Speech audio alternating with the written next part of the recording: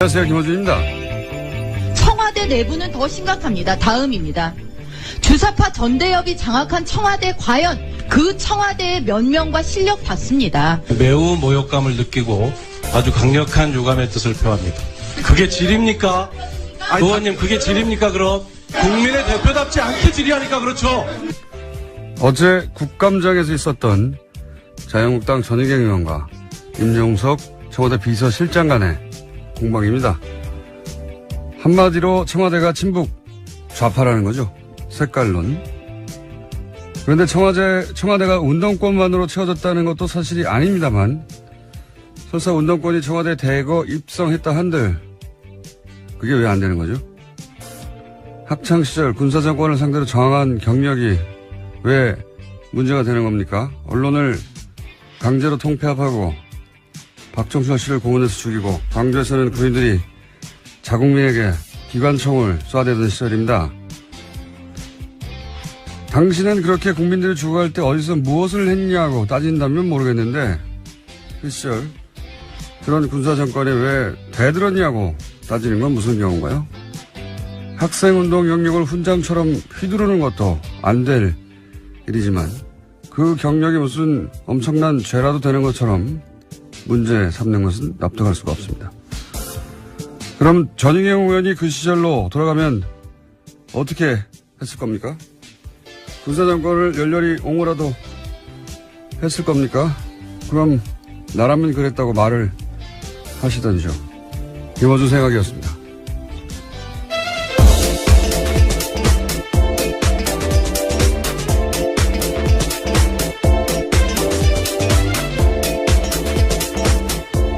시사인의 김은지입니다. 네. 검색어가 올랐길래 제가 아침에 커피 오프닝을 하나 써봤는데, 전희경 의원은 자유경제원 사무총장 출신이죠. 네, 그렇죠. 전경련이 운영 자금을 사실상 됐던 매우 엄청나게 친기업적인, 사실상 재벌들의 용병들이었다고 평가받은 곳인데, 인사했나요, 우리? 네, 했습니다. 그리고 지난 정권 내내 국정교과서에 대해서 아주 대놓고 찬성했던 그렇죠. 인사였는데요. 네, 국정교과서를 열렬히 지지했던 분이죠. 예. 전사라는 표현까지 들었었습니다. 그때 김무성 의원한테요. 그렇죠. 최순실 게이트 터지고 나서 이제 이 단체는 사실상 휴업이에요. 왜냐하면 정경련이 구구단체 지원하는 게 논란이 돼가지고 여기도 자금 지원이 끊겼거든요. 예, 그리고 나서 뉴라이트 성행하기도 했고, 지구온난화도 부정하는 것이죠, 여기도. 예. 더 재밌는 거는 이 자유경제원의 19대 때 새누리당조차 중도 좌파 90몇 명, 좌파 30몇 명, 우파가 한 명도 없다고. 굉장히 센 스탠스를 가지고. 예, 오른쪽 있네요. 끄트머리에 있는, 어떤 성향의 분인지 궁금해할 것 같아서 간단 정리해드렸습니다. 그러고 보면 좀 이해가지 않습니까? 아, 끝에 있다 보니까 그렇구나. 근데 전 의원 자신이 누리고 있는 현재 이 발언의 자유, 상당 부분은 그 시절에 저항했던 학생들 덕이라는 걸, 예, 앞서서 싸웠던 사람들이 있었기 때문에 가능했던 일이네요. 그 덕이라는 걸 알아야 할 텐데 인정할 리는 없겠지만요. 예, 하여튼 어제 하루 종일 화제였습니다. 자, 첫 뉴스는요.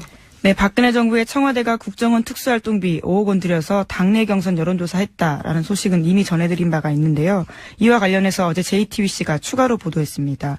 이렇게 이뤄진 여론조사가 100차례나 된다라는 건데요. 이 여론조사는 이른바 배신자로 낙인 찍혔던 유승민계 의원들의 지역구에서 집중적으로 이뤄졌습니다. 그러니까 청와대가 직접 이 지역에서 소위 진박 후보를 내서 경선을 통과할 수 있을지 없을지를 파악했다라는 겁니다.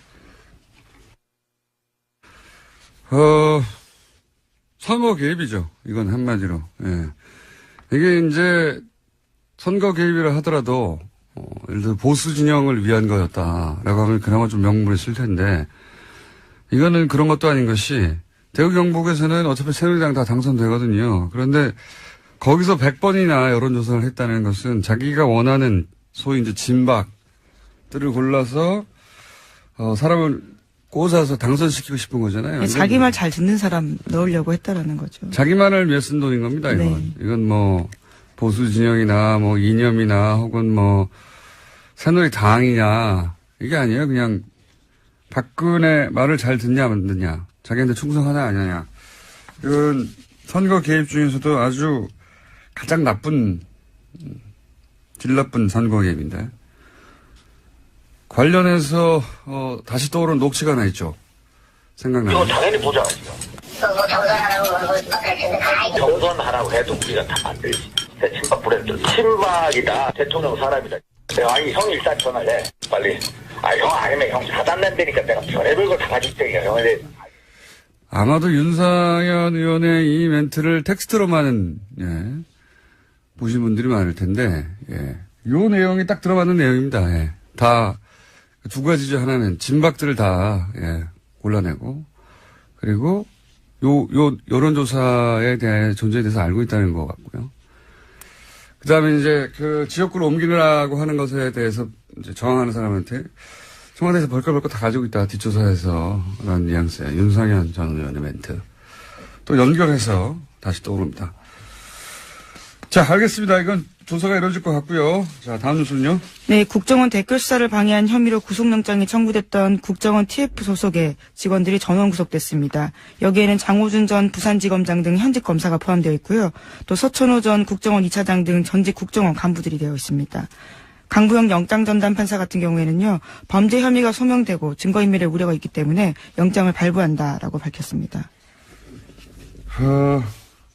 이제 영장 기각되는 경우가 별로 없을 것 같아요. 지난번에 추명호 국장을 영장 기각했다가 네, 오히려 더 큰 사건이 터졌죠. 더 큰 사건이 터지고 추명호 국장은 더 많은 혐의를 안고 구속됐어요. 결국 구속됐습니다. 예.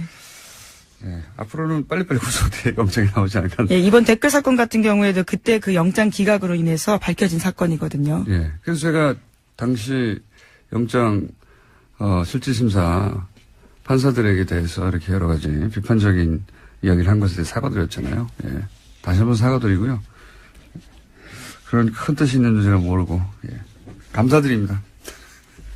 다음 뉴스는요. 다만 이와 관련해서 같은 혐의로 구속영장이 청구됐던 변창훈 검사 같은 경우에는 어제 영장 실질심사를 1시간 앞두고 투신했습니다. 결국 숨졌는데요. 현장에서는 유서는 발견되지 않았다라고 합니다. 이거 참 일주일 사안간이에요. 일주일 전에 사망한 국정원 소속 정모 변호사. 그분도 그렇고 이분도 그렇고 사실 이렇게 총대를 맬 위치가 아니거든요, 스스로. 분명히 일선이 있는데 두 분 다 유서도 없이, 더구나 이 변 검사는 부인과 함께 사무실을 찾았다는 거 아닙니까? 그러다가 갑자기 화장실을 찾아서 저도 사진을 봤는데 굉장히 좁은 창문이던데, 그런 창문이라면 머리부터 들어가야 될 것 같던데요. 이게 이제 처음부터 자살할 의사가 있었으면 미리 유서를 쓰고 준비를 했겠죠.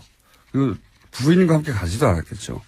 그리고 최소한 화장실의 좁은 창문보다는 더 생각해 둔 장소가 따로 있었겠죠. 사실은 그 법무법인 자체를 갈 이유도 없어요. 자살을 생각이었다면. 왜냐하면 변호사를 만났다는 것은 자포자기를 했다는 게 아니라 법적으로 자기를 보호하려고 하는 거란 말이죠. 네, 실질심사 직전까지 상담하고 있던 중이었다고 합니다. 그래서 저는 그 변호사 사무실에서 어떤 대화가 오갔는지가 굉장히 중요하게 파악할 대상이라고 봅니다. 지금 이제 공석권 없음이죠. 한마디로 말해서. 네, 당사자가 숨졌기 때문에요. 그래서 더 이상 어떤 조사도 이루어지기 힘들긴 하나, 저는 이 대화가 무엇이 이루어졌는지 확인하는 것이 굉장히 필요하다. 왜냐하면 그 대화가 동기가 됐다고 추정할 수밖에 없는 상황이란 말이죠. 더군다나 그 법무법인은 찾아보니까 정점식 변호사라고. 네, 정관 변호사입니다. 검찰 출신이에요. 올해 6월에 자천된 분이죠. 그래서 사직한 분인데, 이분은 공안검사의 수장, 그렇게 표현하는 게 맞을 것 같아요. 공안검사의 수장, 우리나라 검찰의 수장이라고 할 만한 분이거든요. 그러니까 유호성 사건, NLL 사건, 기타 우리가 생각하는 대표적인 공안 사건들 다 이분 손을 거쳤어요. 이분 작품이었는데, 무슨 대화가 오갔느냐, 전 반드시 확인할 필요가 있을 것 같습니다. 진짜 안타까운 일이네요, 이건. 네, 현재 정 변호사의 유족 같은 경우에도요, 장례를 거부하고 있는 상황이라고 합니다. 의심할 수밖에 없죠. 유가족 입장으로서는.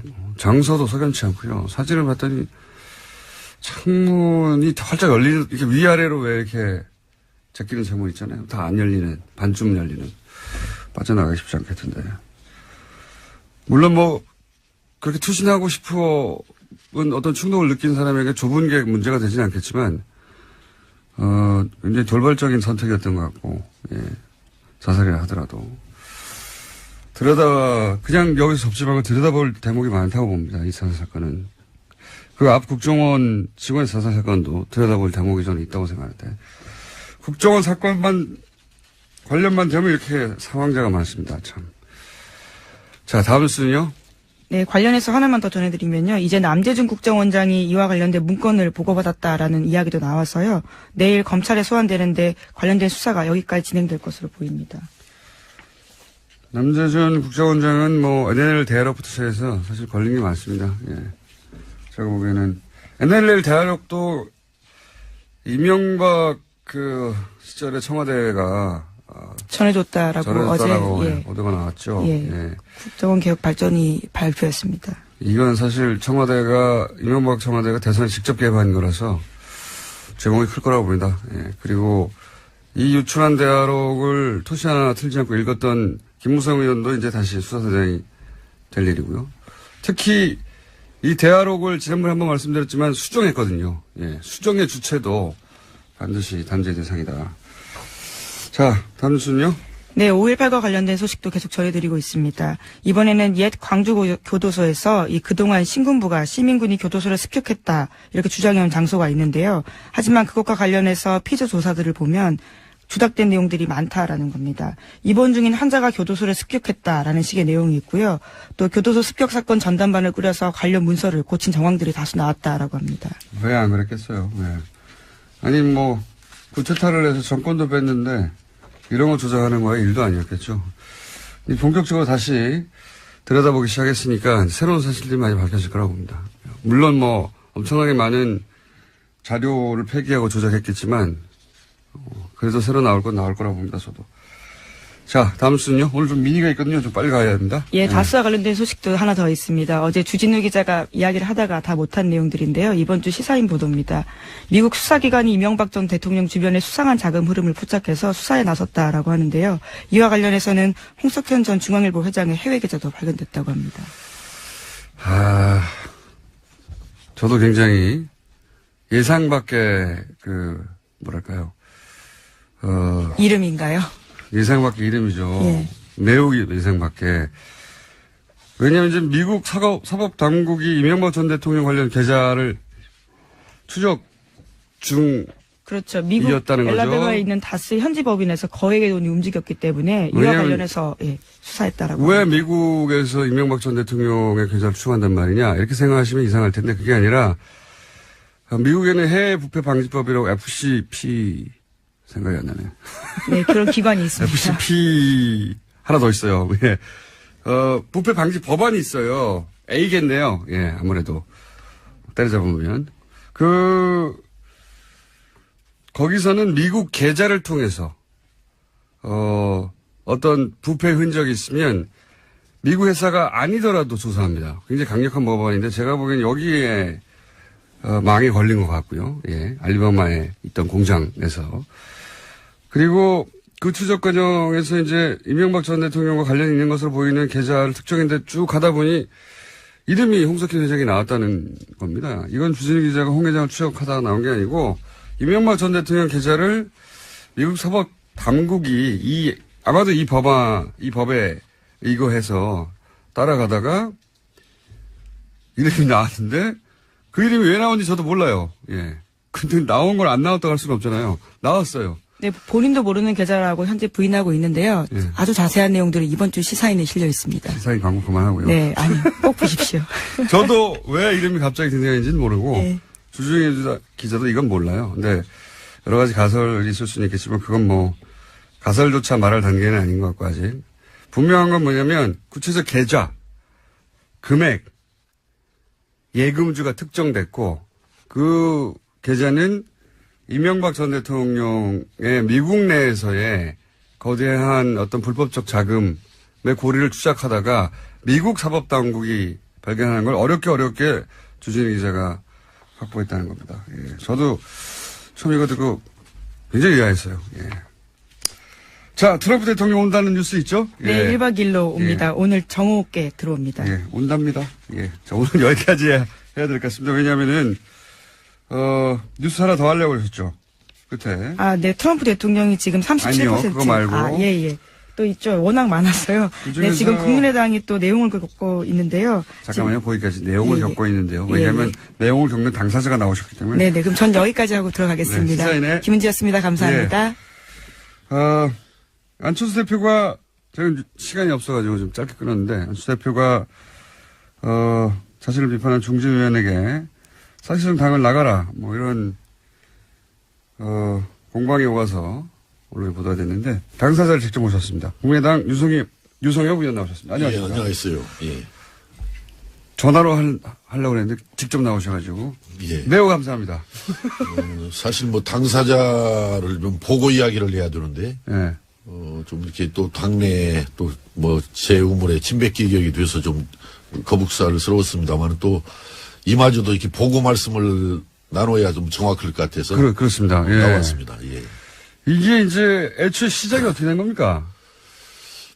이게 사실은 저도 우리 그 내부망이죠. 우리 그 거기에 가입되어 있는 거기에다가 이제 어제 정읍에서 서울로 올라오면서 아, 국민의당 의원들만 보는 내부 게시판 예, 같은 그 거. 위원장들까지 예. 또 포함돼서 보는 방인데 그것이 왜 외부로 이렇게 유출돼 가지고 그 오늘 아침에 제가 여기를 또 불려 나와야 되고 하는지 참 뭐 어떤 내용을 올리셨어요? 쉽게 말하면은 그동안에 그 당 일련의 운영하는 과정이 대단히 그 미숙하고 부족했다. 예. 안철수 특히- 대표가 미수가 부족했다는 겁니다. 그렇습니다. 특정해서? 특히 예. 그 독일에 가서 한 발언 같은 경우는 아주 잘못된 발언 아니냐. 이제 이런 것을 지적해서 안철수 대표가 좀 보다 더 좀 제대로 좀 상황을 인식하고 예. 해서 좀 분발했으면 쓰겠다 해서 물론 뭐 중대한 결단을 내렸으면 좋겠다라고 했지만은 뭐 중대한 결단이라는 것이 쓰겠다. 통상적으로 받아들이는 뭐 그런 의미로 안정돼서 했던 것은 아닌데 거기에 좀 발끈하셨던 것 같습니다. 보니까. 다시 한번 말씀해 주십시오. 어떻게 했으면 쓰겠다고요? 저는 중대한 그 결단에 정확한 표현을 넣으면은, 예. 지금이라도 우리 당의 미래를 위해 중대한 결단이 필요합니다. 이렇게 마무리를 했는데요. 중대한 결단이 필요하다가 아니라 중대한 결단을 했으면 쓰겠다라고 하셔가지고 제가. 예, 그 말이 그 중대한 말인 거죠. 예, 예. 중대한 결단이 필요하다. 예. 여기서 중대한 결단이라는 건 사퇴라는 얘기 아닙니까? 저는 뭐 그 사퇴까지 염두에 두고 그런 말한 건 아니고 그건 진도가 좀 너무 많이 나간 그러면 이야기고. 그거 왜 중대한 결단은 뭡니까? 왜 그러냐면 지금까지 그 당에 이를테면은 예. 이제 독일에서의 그 복수 발언. 아, 적폐 청산이 복수라는 복수다. 이런 표현. 예. 이제 이런 표현이 이제 최종적으로 이제 조금의 문제였지만은 그 전에 뭐 지역위원장을 당헌이나 당규에 근거도 없이 일괄 사퇴하라든지 예. 또 뭐 되지도 않을 바른정당과 통합 가지고 당의 분란을 일으켰잖아요. 예. 지금 분열될 것이 뻔히 예상되는 가운데 실제 어제 그제 분열이 되지 않았습니까? 9명이 네. 나갔는데 네. 또 뭐 최근에 와서는 각 시도당의 사무처장을 중앙당에서 다 내려보내겠다. 예. 또 뭐 이게 또 원칙도 없어요. 어디는 뭐 당무사무처장, 어디는 뭐 정무사무처장으로 전북은 그렇게 하겠다라고 하는데 어디는 뭐 그냥 그대로 사무처장만 또 교체하는 이런 결과고. 그래서 이런저런 걸 보면은 좀 당이 너무 소통 없이 일방적으로 이게 운영되고 있는 것이 아니냐. 운영 방식이 문제가 많다. 거기에 대해서 좀 제대로 인식을 하고 좀 바로잡고 나가라 이런 의미죠. 바로잡고 나가라. 큰 결단은 그런 의미입니까? 그렇습니다. 그동안에 그 문제에 대해서 아마 본인은 이것이 뭘 잘못했는지를 잘 모르는 것 같아서 그걸 제대로 좀 인식을 하고 분명하게 바로잡자 이 의미가 이제 중대한 결단을 하라는 제 뜻이었습니다. 당초의 뜻이. 그 중대한 결단 단어가 이제 당대표직을 내려놓으라고 이해가 된 것 같은데 예. 그렇게 이해할 수밖에 없었을 거라고 저도 보는 것이 이제 보도된 그 쓰신 글을 보면 당대표 출마하는 것도 비정상이고 비정상으로 출마했는데 당선된 것도 당의 비정상이다. 이렇게 얘기했으니까 비정상적인 자격으로 출마해서 비정상적으로 당선됐으니 지금은 중대한 결단을 해서 당대표를 내려놓으시고 이렇게 이해됐겠지 않습니까? 제가 이제 그 말씀은 예. 그때 이제 전당대회 직후 안철수 대표께서 제 방에 와서 제가 그 이야기를 했죠. 본인한테. 출마한 것도 비정상이었고. 아, 그때 이게 사석에서 나눈 얘기입니까? 이거? 그렇습니다. 비정상적인 출마를 통해서 당선된 것도 이 당이 비정상적이라는 거다. 그러니까 이 비정상적인 당을 정말 제대로 바로잡으려면은 엄청나게 어려운 일이다. 그렇기 때문에 정말 좀 잘해주었으면 쓰겠다. 이제 이런 뜻으로 이야기를 드렸던 겁니다. 아, 그때는 그렇게 말씀하신 거예요? 그럼요. 아, 사석에서 했던 얘기를 연장선상에서 이제 이런 얘기를 하신 거네요, 말하자면. 그때 이제 전당대회 직후에 이제 제 방에 왔을 때 이제 그런 이야기를 제가 했는데. 지금 비정상적인 상황이니 잘해달라라는 잘해달라. 요지. 이거 굉장히 어려운 일이다. 중요한 과제다. 뒷부분이 있군요. 그래서 여기서 중대한 결단이라는 것은 거기에 대한 인식을 다시 해달라는 이야기예요. 근데 지금 상황에서 안 대표가 지지율도 당 지지율이 올라가지도 않고 그런 상황에서 이제 이런 말을 하니까 당대표 그만두라는 얘기로 이해가 되는 거는 좀 자연스러운 것 같습니다. 실제 실제 뭐 거기까지 제가 뜻을 둔 것은 분명히 아닙니다만은. 네, 이제는 뭐 그렇게 뭐 받아들이는 것도 또 뭐 그건 받아들이는 사람들의 판단이겠다 싶습니다. 예. 지금은요. 이제 이런 공방이 있고 나서 거꾸로 안 대표가 그러면 당신이 저는 나가라. 당신이 사실은 나가라. 당시 제가 어제 아침에 그 올릴 때만 해도 뭐 사퇴 이런 의미로 제가 받아들였던 것은 염두에 두었던 것은 아닌데. 사퇴하라고 한 것은 아닌데 거꾸로 되돌아온 건 당신이 나가죠. 저보다 예. 당에 있기가 불편하면 나가라라는 이야기를 듣고 경악을 했습니다. 이게 개인 회사의 사장도 종업원 그렇게 내치는 거 아닙니다. 그것은.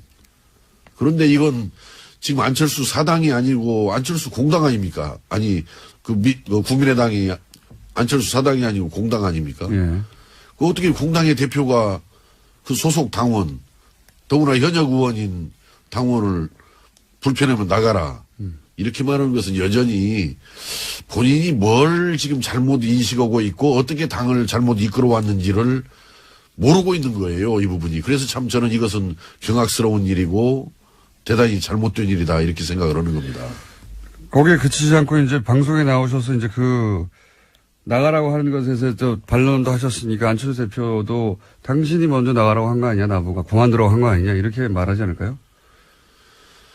글쎄, 당대표가 그렇게 나오는 것은 바람직한 일은 아니고 어떻든 저는 이 국민의당을 좀 잘 살려서 제3당을 만들어준 국민들 여망을 실현해내자. 저는 예전부터 우리 국민의당이 의석수가 당초 당선 총선 때 38석, 지금 뭐 우여곡절을 겪어서 현재 40석입니다만은 작지만 단단한 당으로 가야만이 국민의당이 우리 정치 발전을 위해서나 대한민국 발전을 위해서 역할을 할 수 있는 것이다.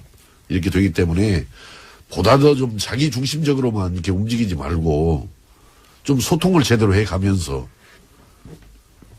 당의 뜻을 한 군데로 잘 모아서 요구받는 기대받는 그런 역할을 좀 해줬으면 쓰겠다라는 소망을 갖고 있는 것입니다. 안 대표가 사실은 대표가 되고 나서 2달 이내에 당의 지지율이 올라가지 않으면 어렵다라는 얘기를 했었는데. 그거야 누구나 출마할 때는 내가 되어서 당 지지율 올리고 살리겠다라고 그러는데 저는 지지율 그대로 떨어지거나 다 보였다라고 그래서 물러나라는 거 아니면 당대표 하나한테만 달려있는 건 아니거든요. 그렇죠. 그 책임 당대표 당에 대한 지지율이. 있는 건 아니죠. 그렇기 때문인데. 그러니까 그거하고는 상관없다는 얘기죠. 예, 저는 어제 회신 내용 중에서도 분명히 독일에서 서로들 때려잡느라고 정신들이 없다. 예. 또 복수하려고 정권을 잡냐라고 예. 이야기를 해서 예. 적폐청산을 지금 복수라는 걸로 받고 때려잡는 걸로 그렇게 어떻든 이야기를 했단 말이죠. 예. 물론 취지야 미래를 위해서 기술혁명을 열심히 해나가야지 예. 그렇게 싸워서 되겠냐라는 뜻이었겠지만은 그러면은 그걸 해명을 제대로 해야지 정치 기술로서의 적폐청산을 반대했던 것이지 적폐청산 자체를 반대한 건 아니다라고 이렇게 이야기를 한단 말이에요. 예. 이건 우리 국민들 보고 또는 우리 당원들 보고 너희들이 좀 잘 알아서 나를 그렇게 이해해 줘야지. 차라리 좀 거기 가서 미래를 강조하다 보니까 기술혁명을 강조하다 보니까 좀 말이 잘 못 나갔다. 좀 오해가 들 수 있게끔 나간 점에 대해서 내가 분명히 사과하고 바로잡겠다. 이게 당당하고 떳떳한 태도지 적폐청산을 정치 기술로서의 적폐청산을 반대했던 것이다. 이렇게 변명하고 나오는 것은 저는 솔직하지 못한 태도고 바람직하지 못한 태도라고 생각합니다. 안철수 대표는 지금 그러면 당대표로서 국민의당을 이끌 만한 역량이 안 됩니까? 저는 자격이 아직은 부족하다고 생각합니다. 관두란 얘기잖아요. 본인이 더 분발해야죠. 그러니까 더 분발해야 되죠. 예. 특히 뭐가 부족합니까? 무엇보다도 좀 사람들과 충분히 소통하면서 결정을 해야 되잖아요. 예를 들어서 지역위원장 일괄 사퇴라느니 당헌 당규에도 근거가 없는 부분을 하려면은 적어도 의총 속에서라도 아니면은 뭔가 최고회의를 열어서라든가 뭔가 충분히 논의를 해서 결정을 하고 이렇게 합의에 기초해서 추진을 해본다라든지 또 바른정당과 통합 문제 얼마나 중요한 문제입니까 이 문제가. 그 말씀 하셨고 그러면 그래서 지금 그렇게 생각하는 의원들이 당내에 많습니까? 저는 일일이 지금 아직까지 국정감사 하느라고 대화를 해보지 않았습니다만은 저는 평소에 상식적인 선에서 항상 생각을 한다라고 생각을 하기 때문에 아마 저와 같은 생각을 하는 의원들도 다수지 않겠는가 이렇게 생각을 하는데 아직 세보지를 않아서 모르겠습니다. 그 문제. 세보시면 꼭 저한테 알려주시고요. 참 걱정입니다.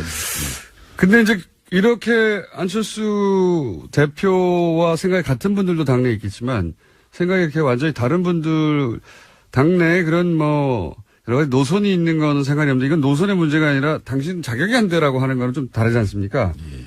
우린 일로 와야 돼 혹은 절로 가야 돼 이념적 노선이 다르거나 하는 건 모르겠는데 이렇게 역량 자체가 안 된다라고 하는 건 좀 다른 이야기인 것 같은데 그렇게 생각하는 분들이 당내에 많으면 당대표와 같이 하기 어려울 수도 있지 않습니까? 이제 어제 우리 안철수 대표께서 이런 말씀을 했어요. 본인을 공격하는 사람들 중에서는 비정상의 언급들 속에서는 늘 전가의 보도처럼 호남민심이 동원된다라고 그랬는데 저는 어제 제가 올린 글에 호남민심이란 말을 언급한 바는 없습니다만은 저는 이렇게 호남민심을 지금 안철수 대표가 이렇게 걸어놓는 의미는 이건 좀 부정적인 의미로 지금 이렇게 이야기를 하는 건데 호남이라는 것은 여든 야든 대한민국은 어떻든 지역구도 정치 속에서 영남 패권주의의 피해자들입니다. 호남은. 네, 상당 기간 그랬죠. 피해자들이죠. 사실은. 예. 소외받고 차별받고 하는 것이 호남이 피해자들인데 지난 총선에서 38석이라는 의석을 만들어준 데가 저는 호남이라고 생각합니다. 예. 그렇죠. 그러니까 그건 사실입니다. 호남에 대해서 고마워하지는 못할망정 자꾸 왜 호남을 부담스러워하고 호남을 폄하하냐 이거예요. 38석 된 것까지는 좋은데 이제 호남의 지역 정당이라고 하는 건 자신의 발목을 잡는다 이렇게 생각하는 거겠죠. 그건 배은망덕한 태도라고 생각을 해요. 호남을 단단하게 자기 지지로 끌고 가면서 더 외연을 확장해 가야지. 그 불쌍한 어찌 보면 호남 아닙니까 사실은. 영남 패권주의에서 지금까지 차별받고 소외받은. 그러니까 이 호남에 대한 인식도 저는 생각을 좀 바꿔줘야지. 알겠습니다. 의원님, 오늘은 하실 말씀을 하신 것 같은데 사실은 안철수 대표가 같이 나와서 여기에 대해서 해명하거나 했으면 좋겠지만 안철수 대표는 저희 방송에 안 나오시는지라. 그러니까 이제 본인 당사자와 더 대화를 해야 될 일입니다. 예. 자, 요 사안은요, 진행은 알겠습니다. 그리고 안철수 대표가 아마도 의원님께서 나가라는 건 아니었지만, 예, 이렇게 나오는 이상 자격이 확실히 없다라고 이제 발언을 하셨으니까 또 답이 있겠죠, 아마도? 이제 오늘 들어오신다라고 하니까 네. 당내에서 충분한 아마 논의들이 있어야죠, 당연히. 답이 있으면 다시 한번 저희가. 예.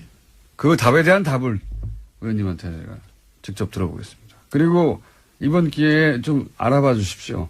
의원님과 비슷한 생각을 가지신 국민당 내 숫자가 얼마나 되는지. 뭐 이제 논의들 해가다 보면 뭐 예. 정확하게 파악이 되겠지만은 사실은 TBS에서 정치 이야기 하지 말자라고 제가 지난번에 이야기했는데 내가 나와서 본의 아니게 정치 이야기 하게 됐습니다. 그리고 급할 때는 다 저희를 찾습니다. 예. 자, 오늘 여기까지 하고 꼭 조만간 다시 한번 예. 요 사안이 그냥 끝날 것 같지는 않거든요. 그렇죠? 예. 잘 마무리돼서 우리 국민의당이 제대로 살아나게 여기서 잘 기대하고 마무리는 있습니다. 안철수 대표의 퇴진입니까? 꼭 뭐 저는 퇴진을 뭐 거듭해서 말씀드리지만 퇴진을 말하는 것은 아니고 정말 제대로 인식을 하고 제대로 인식을 못하면 퇴진해야 되는 제대로 거죠. 역할을 해야 된다. 그러니까 예, 제대로 그런 인식을 못하면 그런 퇴진해야 되는 거죠. 뭐 너무 자꾸 진도를 많이 나가지 말자고요. 진도를 많이 나가지 말고. 여기까지 하겠습니다. 예. 지금까지 국민의당 유승엽 의원이었습니다. 감사합니다. 예, 감사합니다. 오랜만에 스튜디오에 나오셨습니다. 그런데 이제 신분이 완전히 바뀐 채. 예. 지난 대선 기간 동안 뉴스공장의 오자 토크의 멤버로 고정 출연하셨다가 이제는 정의당의 무려 대표가 되어 돌아오신 이정미 대표님 모셨습니다. 안녕하십니까? 네, 안녕하세요. 이정미입니다. 예. 그때는 저 구석에 앉아서 발언기에도 5분의 1 혹은 6분의 1밖에 안 됐는데 단독으로 나왔습니다, 오늘. 단독으로 당대표로 나오셨습니다. 정의당이야 노회찬 원내 대표가 전 뉴스공장에서 빵빵 터트리는 최고의 네. 인기 코너를 유지하고 있는데 혹시 정의당 내에서는 노회찬 대표가 여기 나가는 거 싫어한다거나 뭐 아니면 열렬히 환영한다거나 뭐 이런 거 반응이 아니, 있습니까? 당원들 안에서는 왜 일주일에 한 번만 나가냐. 매일 나가라. 그러고 있죠. 그렇군요. 예. 하지만 또 노회찬 원내대표를 뛰어넘고 싶은 그런 노회찬이 나의 라이벌이야 이렇게 생각하면서 탐탁치 않아 하는 분들은 없어요? 아니면 김어준 저거 이러면서 뭐 지금 노 대표님은 좋은 선수가 좋은 그라운드를 만났다 이런 느낌이고요. 그래서 평상시에 말을 아끼세요. 수요일 날 가서 다 털어놓으시려고. 왜 이렇게 말수가 적어지셨나 그랬더니 수요일 날 가서 다 터시려고. 싸우시는 거구나. 예. 네. 혹시 그런 얘기가 미리 나가면 재미가 없으니까 네. 또, 예. 근데 참, 대단한 순발력이에요, 이분이. 네. 예. 물론 뭐 평상시에 쭉 생각하시다가 갑자기 딱 나오니까 그런 표현들이 생각나는 거겠지만 전혀 미리 준비할 수 없는 질문에도 빵빵 네. 터뜨리는 경우가 많거든요. 요 근래 노 대표님의 그런 순발력에 대해서 연구하시는 분들이 생기신 것 같더라고요. 연마하고 있는 것 같아요. 어떻게 연마하는지 모르겠지만. 자, 현안이 많은데, 어렵게 보셨으니까. 당대표들은 모시기 참 어렵거든요. 예, 이전에 이정미 의원은 모시기가 너무 쉬운데 저희가 귀찮아서 안 불렀고요. 그때 너무 쉽게 나왔나 봐요. 예. 당대표들은 모시기 어렵기 때문에 오신 김에. 다른 얘기 전에, 방금 전에 이제 유승엽 의원이 국민의당 내부 사정 좀 얘기하고 가셨는데, 네. 그 중에서 이제 요 질문을 꼭 드려야 될 것 같아요. 자유한국당에서는 지금 소위 적폐청산 드라이버에 대해서 본인들이 그 대상이 되다 보니까 아마 더욱 그럴 수밖에 없겠지만 정치보복 프레임으로 맞서고 있지 않습니까? 네. 그 당이 그러는 건 이해갑니다. 예. 정치는 뭐 항상 프레임 전쟁이기도 하고. 근데 안철수 대표가 적폐청산 관련해서 복수라는 단어를 사용했잖아요. 네. 그게 이제 크게 보도가 됐는데, 요건 좀 납득이 가지 않는 부분이 있는데, 이건 어떻게 생각하십니까? 제가 요 근래 안철수 대표님을 이렇게 보고 있으면 머릿속에 온통 딱 한 단어밖에 없으신 것 같아요. 존재감. 그러니까 어떤 방식으로든지 간에 이 다자구도 안에서 국민의당의 독자적인 존재감을 어떻게 만들어 가야 될 것인가. 그 과정에서 나온 이야기가 또 정치보복 프레임이 아닌가 이런 생각이 들거든요. 본인의 존재감을 위해서라면 오히려 적폐청산이 사실은 아니 그거는 시대의 이미 요청이고. 집권 정당이 굉장히 강력하게 밀고 가고 있기 때문에 자기 브랜드를 가져갈 수 없어서. 네, 그렇다고 봐야죠. 근데 정치 보복도 자유한국당이 가져가고 있는 프레임인데 둘 중에 하나를 붙는다면 이쪽에 붙는 게 낫지 않습니까? 자유한국당과 뭐 경쟁 상대라고 보시는 게 아닐까요? 오히려 민주당하고의 어떤 그 프레임 경쟁을 하기보다는 이 다자구도 안에서 야당으로서의 자기 존재감을 갖는 것이 훨씬 더 지금은 중요하고 시급한 일이기 때문에 그런 뭐 강력한 단어 같은 것들을 써서 저는 이렇게 존재감을 확보하려고 하는 자유한국당보다도 오히려 더 합리적이고 자유한국당의 자유한국당이 이런 프레임에 동의하는 국민들도 있을 테니까 그 국민들 끌어들이기 위해서다. 아니, 그 자유한국당을 지지하는 국민들을 끌어들인다라기보다는, 지금 야당 내에서도 지금 다당 구조로 되어 있잖아요. 그 중에서도 가장 강력한, 현재 집권 정당과 맞설 수 있는 정당으로서의 자기 존재감 확보, 이런 차원으로 봐야 되겠죠. 존재감, 단어, 세 글자가 존재감이 머릿속에 꽉 차 있다. 제가 보기에는 머릿속에 꽉 차 있는 건 문재인이에요. 정말 그렇게 생각이 드는데, 그렇게 생각하지만 납득하기 어려운 점이 많은데. 여하간, 안철수 대표가 그러면 같은 당 대표도 대표 아니겠습니까, 이제? 대등한? 네. 예. 그럼 정치 경력이 의원님 더 짧다고 할 수도 없고요. 네. 정치 일선에 계신 지는 더 오래됐고. 그러면, 같은 대표로서 보기에 당을 운영하는 실력은 어떻게 보십니까? 글쎄요, 지금 이제 정의당을 뺀 나머지 야당들이, 이게 뭐라고 해야 되나, 자기 진로를 잃고 지금 방황하고 있는 그런 상황이라고 봐야 되겠죠. 그러니까, 바른정당도 어저께 결과적으로는 이제 두 개의 세력으로 나뉘어지게 된 것이고, 국민의당 입장에서도 지금 바른정당 일부 남아있는 분들이 국민의당과 어떻게 연합할 것인가 이런 고민을 하고 있지만, 또 국민의당 내부에서는 또 일부가 어떻게 하면 민주당과 다시, 그렇죠. 합칠 수 있을 것인가 이런 고민을 하고 있단 말이죠. 그러니까 지금 각 당이 자기 당의 정체성과 진로 이런 것들에 대해서 이렇게 길과 방향을 잃었다고 지금 보여져요. 그런 조건에서 국민의당을 하나로 통합시켜서 끌고 나갈 수 있는 리더십, 이것이 지금 안철수 대표에게는 거의 남아있지 않은 그런 상태가 됐다? 이렇게 봐야 되겠죠. 그런 리더십이 원래 있었는데 없어졌는지 아닌지 처음부터 그것에 대해서는 없어졌는지 제가 평가를 할 일은 아닌 것 처음부터 같고. 없었는지는 모르겠지만 지금은 그렇게 그 리더십이 먹히지 않고 있는 상황인 것 같다. 네. 그렇게 평가하시고 지금 방금 말씀하신 바른정당이 그중에 9명 절반이에요. 네. 수명 중에 9명이니까 사실상 전반이고 그게 끝인가 추가 탈당을 없겠는가 이런 전망들도 있는데 추가 탈당도 있을 수 있다고 봅니다 저는. 네, 그럴 것 그렇게 보시죠. 같아요. 예. 보통 이런 식의 대규모 탈당했을 때 한 번에 안 하고 나눠서 하는 경우가 많지 않습니까? 네. 더 큰 타격을 주려고. 참 바른정당 입장에서 어려운 상황이 됐는데 바른정당의 미래는 어떻게 보세요? 이렇게 되면 정의당이야 역사가 일지 않습니까? 이렇게 어렵게 고군분투한 역사가. 얼마 전에 하태경 의원이 저한테 비교섭 단체로 생존하는 법에 대해서 한번 와서 배우고 싶다고 얘기를 하시던데요. 그러니까 그 노하우야 오래 쌓여 있는데 가난하게도 살아남고 근데 바른정당에 계신 분들은 사실 배부른 정당에 있다가 어렵게 생각을 하기 시작하고 견디기가 쉽지 않으실 겁니다. 비교섭 단체로 저렇게 견디시기가. 그렇죠. 예. 그래서 결과적으로 이제 9분은 원대 복귀한 거고 빈손으로 그리고 나머지 이제 11분들 안에서 한 달만 지내보면 이게 얼마나 축구 배고픈 상황인지 바로 이제 느끼시게 될 거기 때문에. 예, 교섭단체도 아니기 때문에. 네. 국회 일정에 들어가서 같이 합의할 수도 없고. 아니, 그리고 그쪽에서 여야장 협의체를 만들 때 정의당이 비교섭단체여가지고 거기 껴주면 안 된다고 그렇게 하셨던 분들인데 결과적으로 이제 그런 상태가 되셨고 그래서 이 비교섭단체로, 불합리함에 대해서 정의당과 함께 이것을 개선하기 위해서 노력하시면 좋겠고, 아마 또 그것을 견디기가 굉장히 어려우실 거기 때문에 제가 볼 때는 지금 남은 분들 중에 또 일부가. 또 들어갈 것이다. 예, 그런 상황이 되지 않겠는가. 비교섭단체, 이제 국회 출입하는 기자들이나 혹은 국회의원들이나 정당 관계자들은 잘 알겠지만 비교섭단체가 된다는 것은 어떤 의미입니까? 유령 취급받는 거죠. 어저께도 뉴스에 바로 그렇게 나오지 않습니까? 이제 국회는 3당 체제가 되었습니다. 아니, 정당이 엄연히 다 존재하는데. 국회의원들도 존재하고. 네. 그런데 왜 3당 체제가 나머지 정당은 그러면 없는 취급을 하는.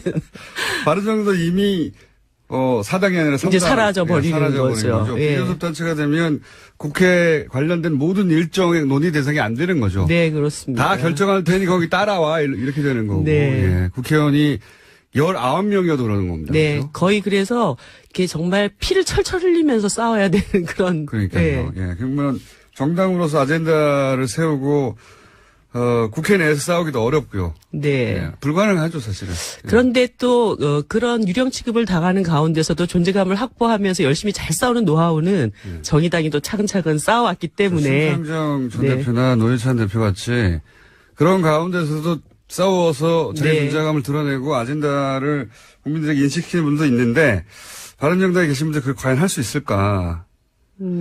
걱정이라기보다는 어렵지 않겠나는 전망들이 있는 거죠. 예. 그래도 용기를 가지라고 말씀드리고 싶네요. 가서 유승민 대표 어깨 좀 토닥거려 주시고 왜냐하면 곧 당선될 가능성이 높지 않습니까? 전당대회 있고 네. 일주일 후면 아마 함께 이 교섭단체 문턱을 낮추는 그런 연합 정치를 해야 되지 않을까요? 이건 어떻게 보십니까? 어제 오랜만에 나오셨기 때문에 급하게 짧게 여러 가지 여쭤보고 싶습니다.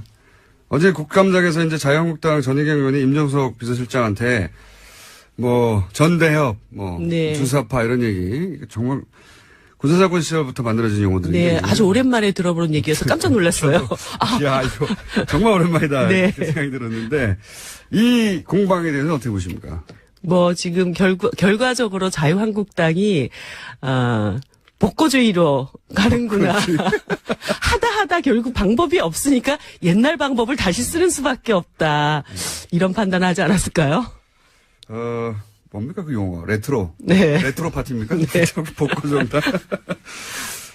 그런 정도로 평가할 이상의 의미는 별로 네, 없다고 보시는 네. 거죠. 네. 방법이 이것저것 다 안 통하니까. 근데 참 그렇게 말이 안 되는 얘기를 조단조단 참 말 잘하시는 것도 정말 제주시라는 생각이 들었어요. 그걸 그렇게 또 기계적으로 양쪽 다 주장을 보도하는 것도 대단히 불만입니다. 네. 이게 언제적 얘기인데요. 그걸 들고 와서 마치 대대강 공방이처럼 보도하는 게 저는 불공평한 보도라고 보는데. 예, 어쨌든 그런 것도 있었고 트럼프 공개서한 보내셨잖아요. 뭐라고 네. 보내셨습니까? 이번에 이제 오시는데 사실 손님이 오시면 굉장히 기쁘게 맞이해야 되잖아요. 네. 그런데 여러 가지 너무 걱정이 많이 되는 거예요. 네. 거기에다가 얼마 전에 또 홍준표 자유한국당 대표께서 방미하셔가지고 남한에다 전술핵을 배치를 네. 해야 되고 그게 안 되면 우리가 독재적으로 핵무기라도 갖겠어 막 이렇게 얘기를 하고 오셨기 때문에 혹시라도 트럼프 대통령이 오시면서 이게 대한민국에는 좀 이상한 생각을 가진 사람들만 있을까봐 그렇지 생각할까봐. 않다. 그렇지 않다. 대한민국 국민들의 목소리를 정확하게 들으시라. 그래서 지금 북한의 핵미사일 문제나 이런 문제들을 해결하는 데는 전쟁 수단이 아닌 반드시 평화적 수단으로 이 문제를 해결해야 된다라는 원칙 이것을 좀 분명하게 천명을 했습니다. 이거는 정의당의 당대표로 공개서한을 보내신 거죠? 네, 그렇습니다. 네. 그런 취지로 서한을 보냈다고 답장은 없죠? 어저께 보냈으니까 답장 쓸 시간이 있었을까요? 기다리고 있겠습니다. 있어도 답장할 양반은 아니라고 생각합니다만 또 하나 저희가 모신 이유 중에 하나 죄송합니다. 지금 욕심이 많아서 저희가 여러 가지 여쭤봅니다. 낙태법 개정. 예, 이 청와대 홈페이지에서도 20만 명 이상이 청원을 해서 청와대에서도 공식 입장을 낼 수밖에 없는 상황이다. 네. 여기까지는 갔는데 정의당에서는 오래전부터 주장하던 거죠. 네, 그렇습니다. 예. 간략하게 이게 왜 개정돼야 하는지를 정의당은 왜 이 문제를 당 차원에서 추진하는지 개정을 말씀해 주십시오. 이 낙태죄 관련해 가지고 우리가 전제해야 될 것이 있는데요. 어떤 여성도 낙태를 원하지 않습니다. 그렇겠죠. 네. 당연히. 그렇기 때문에 낙태를 처벌하지 않으면 자기 몸이 마치 상하면서 하는 건데요. 네, 낙태가 엄청나게 많아질 것이다. 이렇게 생각하는 것은 상당한 잘못된 인식이라고 남자들의 보고요. 착각이거나 네. 모르니까요. 남자들은 그 대목은. 그러니까 여성들이 굉장한 정신적, 육체적 고통을 감내하면서까지도 네. 이 임신 중절이라는 것을 선택할 수밖에 없는 그런 네. 사회 경제적인 이유가 있습니다. 그런데 실제 이 낙태에 대한 형벌, 형법상의 처벌 조항이 있다 하더라도 이미 90% 이상의 여성들이 불법적인 시술을 통해서 낙태를 또 진행을 하고 있거든요. 당국도 눈 감아주고 있고 사실상. 네. 네. 그런 과정에서 또 불법 시술 과정에 상당한 건강권이 이렇게 해칠 수 있는 이런 상황들도 있고 이렇기 때문에 지금 이미 이제 낙태죄라는 것이 사문화되어 있고 또 여성에게 자기 몸에 대한 자기 결정권이나 건강권, 행복권 이런 것들을 추구해 나갈 수 있는 그런 인권국가로 또 나아가자라고 하는 측면에서 이 형법상의 낙태죄라고 하는 것은 이제는 좀 폐지할 때가 되지 않았는가. 저희가 일요일부터 함께한 여론조사에서도 2년 전과는 다르게 천상이 훨씬 높게 나왔어요. 7년 전 여론조사와 네. 지금 여론조사가 완전히 딱 그쵸. 정반대로 뒤집혀진. 시대 정신이 이런 바뀐 거죠. 네. 네, 그런 식으로 가지신 분들이 많고. 자, 벌써 시간이 10초밖에 안 남았네요. 이럴 수가. 저희가, 한 달에 한 번씩은 그러면 네. 따로 모시겠습니다. 어떻습니까? 좋죠. 네. 알겠습니다. 그 대신 노 대표님은 매일매일 부르시는 거예요. 이정미 정의당 대표였습니다. 감사합니다. 네, 감사합니다.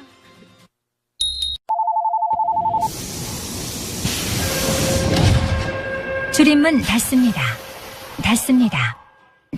닫습니다. 김어준의 뉴스 공장.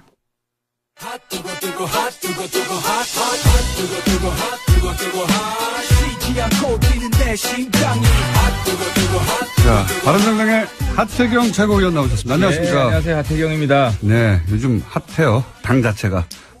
그래서 제가 오늘 폭탄선 하나 하려고요. 어떤 법단선이에요? 오늘 마지막 고별 방송을 해야 되겠습니다. 유성엽 의원이 오늘 국민당에 나오셨는데, 예, 국감장에서 왜 TBS에서 정치 얘기하냐고, 안 된다고. 일주일 정도 지났나요? 2주 정도 됐네. 2주 정도 지나가서 본인이 나와서 정치 얘기 하셨어요. 예. 근데 아무튼 제가 뭐 교섭단체 지금 깨진 것에 대한 제가 책임이 있고.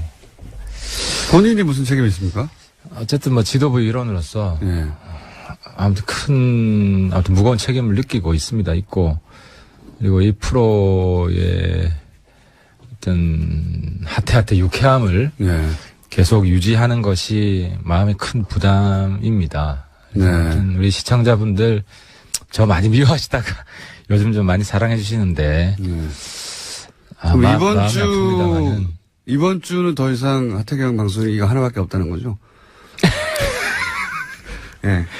자, 그런 심정이시라고 합니다. 예, 이제 방송을 하는 게 맞는가, 이런 생각을 하시고, 아마, 이 방송. 그래도 오늘 할 이야기는 다 하고 가겠습니다. 네, 그 기분 충분히 했고, 다음 주 다시 나오실 겁니다, 아마. 자, 웃는 건 제가 하고 그러면, 할 말이 많으실 것 같은데, 9명이면 예상했던 숫자보다는 좀 많습니다. 그죠? 저는 한 7명 정도로 막을 수 있지 않을까 생각했는데 막판에 한 2분 더. 막판에 2분 합류하신 분은 누군가요? 뭐 저희들이랑 인간적으로 좀 친한 분들이 있습니다. 그동안 이야기를 잘 나누고 허심탄회 예, 굉장히 정말 형제같이 같은 정치인이라고. 설마 이렇게까지 얘기하고 가겠는가 하는 분들. 예. 그러니까 정치가 인간에 보다 더 우위에 있다. 근데 그건 또 사실 뭐 맞는 이야기긴 하죠. 공적인 게 사적인 것보다 우위에 있어야 되는데 뭐 이게 공적인 거라기보다는 이번에 보니까 아무튼 보수가 마음은 갈대고 몸은 철새다. 마음은 갈대고 몸은 철새다. 예. 자, 여러 가지 할 얘기가 있으실 것 같긴 한데 그중에서 일단 이 탈당을 사실상 이끈 분이 김무성 전 대표 아닙니까? 그러게 이번에 김무성 대표 별명이 좀 바뀌었더라고요. 원래 무대였잖아요. 무성대장. 예. 그래서 무대에서 무쫄로. 예. 그 별명은 이전부터 있었잖아요. 최근에 제가 확인했습니다. 김무성 전 대표는 다른 사람 몰라도 뭐 여러 가지 명분을 내세웠습니다. 뭐 문재인 정부가 너무 잘못하기 때문에 막아야 되고 등등등등. 근데 김무성 대표는 보도되기로는 그리고 저도 그냥 그 정도로 알고 있는데 보도된 대로 유승민 의원이 새누리당을 탈당을 마지막까지 하지 않고 본인은 여기 남아서 역을 바꿔보겠다라고 하던 분을 사실은 최종적으로 끌고 나온 분 아닙니까? 실제로 당시에 이제 친박들을 향해 역사의 간신들이라고 정말 직설적으로 비난을 했죠. 예. 그리고 근데 이제 최근엔 또 뭐 서로 바퀴벌레라고 막 욕하고 있고. 근데 이제 본인이 이 간신배들한테 굴욕을 한 거죠. 대굴력을 하신 거고, 근데 아무튼 본인은 굉장히 현실적인 합리주의자라고 생각하고 있기 때문에, 과거 한신의 고사 있잖아요. 가랭이 밑으로, 기어 들어갈 상황이 되면 기어 들어갈 수 있다.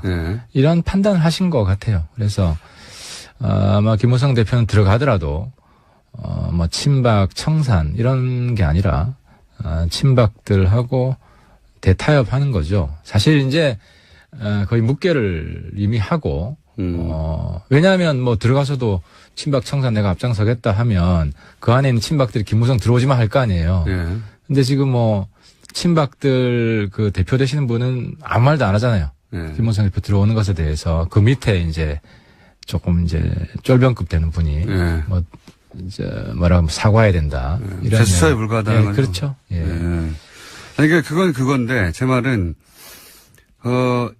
사실상 끌고 나온 당사자고 그리고 안 나온다고 하는 유승민 의원조차 마지막까지 끌고 나온 당사자로서 그렇게 해서 이제 보수를 새로 만들어 보자고 막 얘기하다가 이제 거꾸로 제일 먼저 또 끌고 들어간단 말이죠. 유승민 자신이 끌고 나온 유승민 의원은 이제 나온 이상 우리가 세계를 가보자 어렵더라도 계속 주장하고 있는데 김무성 의원 본인은 적어도 그러면 뭐 여러 가지 명분상 좋아 너희들은 가라 하지만 나는 최소한 유승민을 설득할 때까지는 남아야 되겠다 이 정도 모습 보여줘야 되는 거 아닙니까? 제가 그 자리에서 김무성 대표 계속 비난하기보다는 저는 그렇게 구질구질하게 정치 안 하겠다.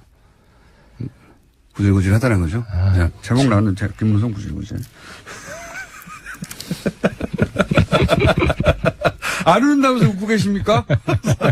슬프시다면서? 예. 아니, 그 배신감도 있는 거죠. 그런 종류의. 아니, 어려운 일 같이 하자고 하다가 혼자 가버리면 어떡하나. 근데 김무성 대표 정치 스타일이 보면, 이 48시간 뭐 그 유명한 법칙도 있고, 상황 합리론자입니다. 상황이 변하면 언제든지 말을 갈아탈 수 있는. 그건 뭐 입증됐어요, 사실. 그렇죠. 이번에. 아주 놀랍게 변신하는 모습을 왔기 때문에. 근데 이제 문제는 그 변하는 주기가, 속도가 너무 빨라진다는 거죠. 그래서 김무성 대표는 사실 본인이 이제 정계 은퇴한다고 그 대선 당시에. 그랬죠. 예, 국회의원 출마도 안 한다고 그랬어요. 여기서 끝이라고. 예. 근데 아마 그 부분도 다 지금 이제 뒤집지 않을까. 그래서 김무성 대표는 이제 홍준표 대표 이후에 한국당에 이제 당권 공백이 생긴다. 자기가 차지하겠다. 뭐 이런 야심을 가지고 들어갔습니다. 그런 야심이 있다는 것은 어떤 식으로 확인하셨어요? 아니면 들어갈 리가 없죠. 자기가 뭐 거기 가서 뒤에 뭐 쫄병하려고 들어가는 건 아니고, 대표를 또 하고 싶은 거죠. 아니면 본인이 그렇게 안 들어갈 겁니다. 근데.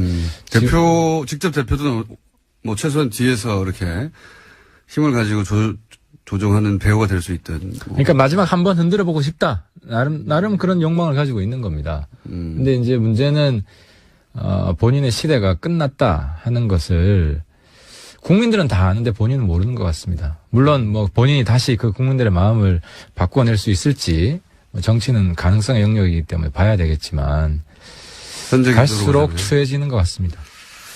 추해진다. 무쫄 구질구질 추해진다. 제목 많이 나왔고요. 이거는 어떻습니까?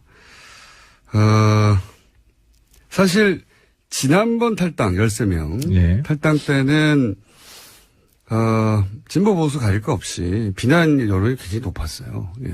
그리고 언론들도 그렇게 바라봤습니다. 보수 진보 언론 양쪽 모두 다 뜬금없이 갑자기 이게 무슨 짓이냐. 명분도 안 내고. 근데 이번에는 이제 그때보다 명분이 더 나아진 건 하나도 없어요. 사실은.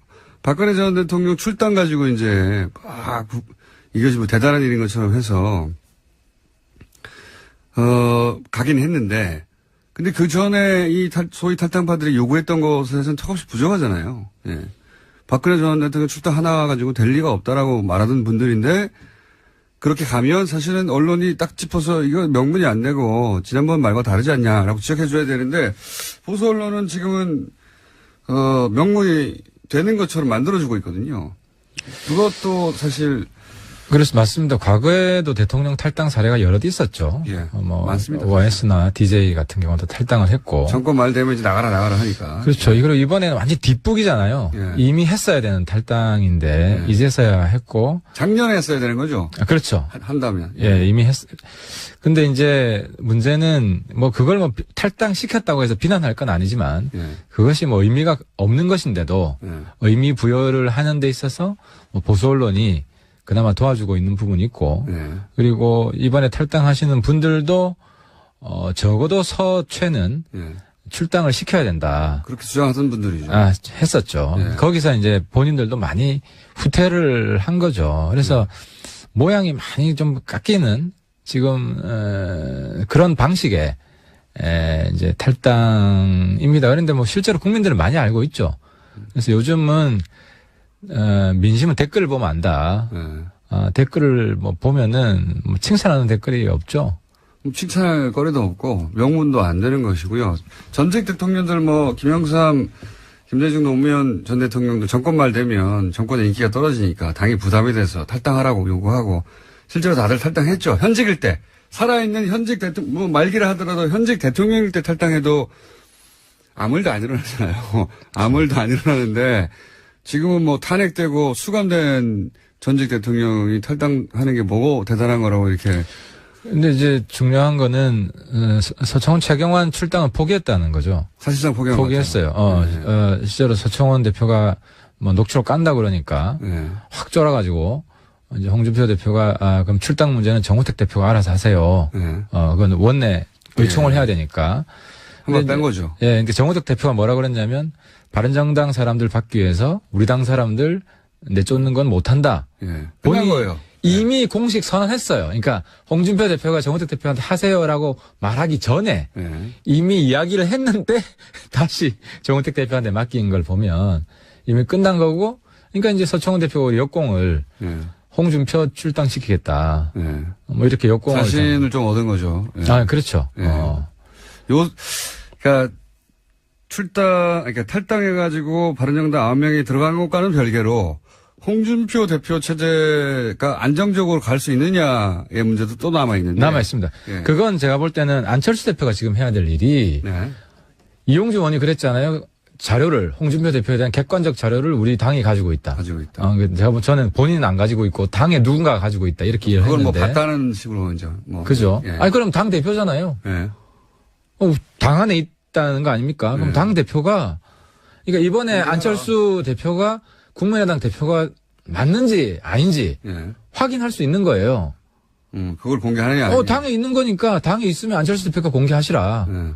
그러면은 지금 소위 말하는 정치권의 적폐, 현실 살아있는 적폐, 홍준표 대표 날릴 수 있죠. 홍준표 대표가 살아있는 적폐로 이제. 이제 뭐 끝장이야 끝장.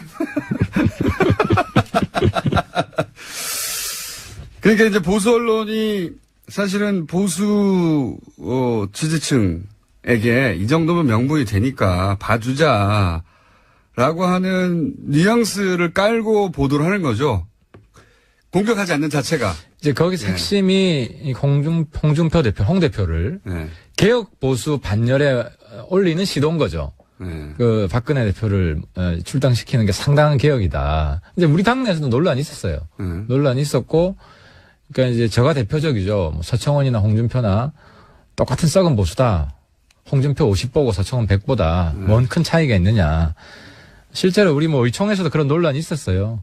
홍준표 대표한테 탈당파들은 홍 대표한테 힘을 실어줘야 된다. 탈당파들은. 뭐 한국당 안에서 개혁을 하려고 그런다. 그걸 원하겠죠, 홍 대표도. 그렇게 해주고 그렇게 포장하고 싶은 거죠. 홍 대표를 엄청난 개혁가로 포장을 해야 본인들의 탈당이 합리화되는 것이고. 그건 뭐 맞습니다. 근데 이제 이거는 저는 연내로 홍 대표가 똑같은 썩은 보수다라는 게 저는 확인될 거라고 봅니다. 지금 홍 대표를 흔들기도 쉽진 않아요, 사실은. 그런 뭐 자본들이 많이 나오긴 하는데, 뭐 권한 정지 얘기도 나오고, 친박 쪽에서. 근데 친박 쪽이 그렇다고 지금 힘을 막 낼 만한 상황도 안 되지 않습니까? 친박도 사실 제스처라고 봐야죠. 저는 서청원 대표가 공개하진 않을 거라고 봅니다. 왜냐하면은. 그래서 이제 국민의당에서. 홍준표 대표도 카드가 있거든요. 예.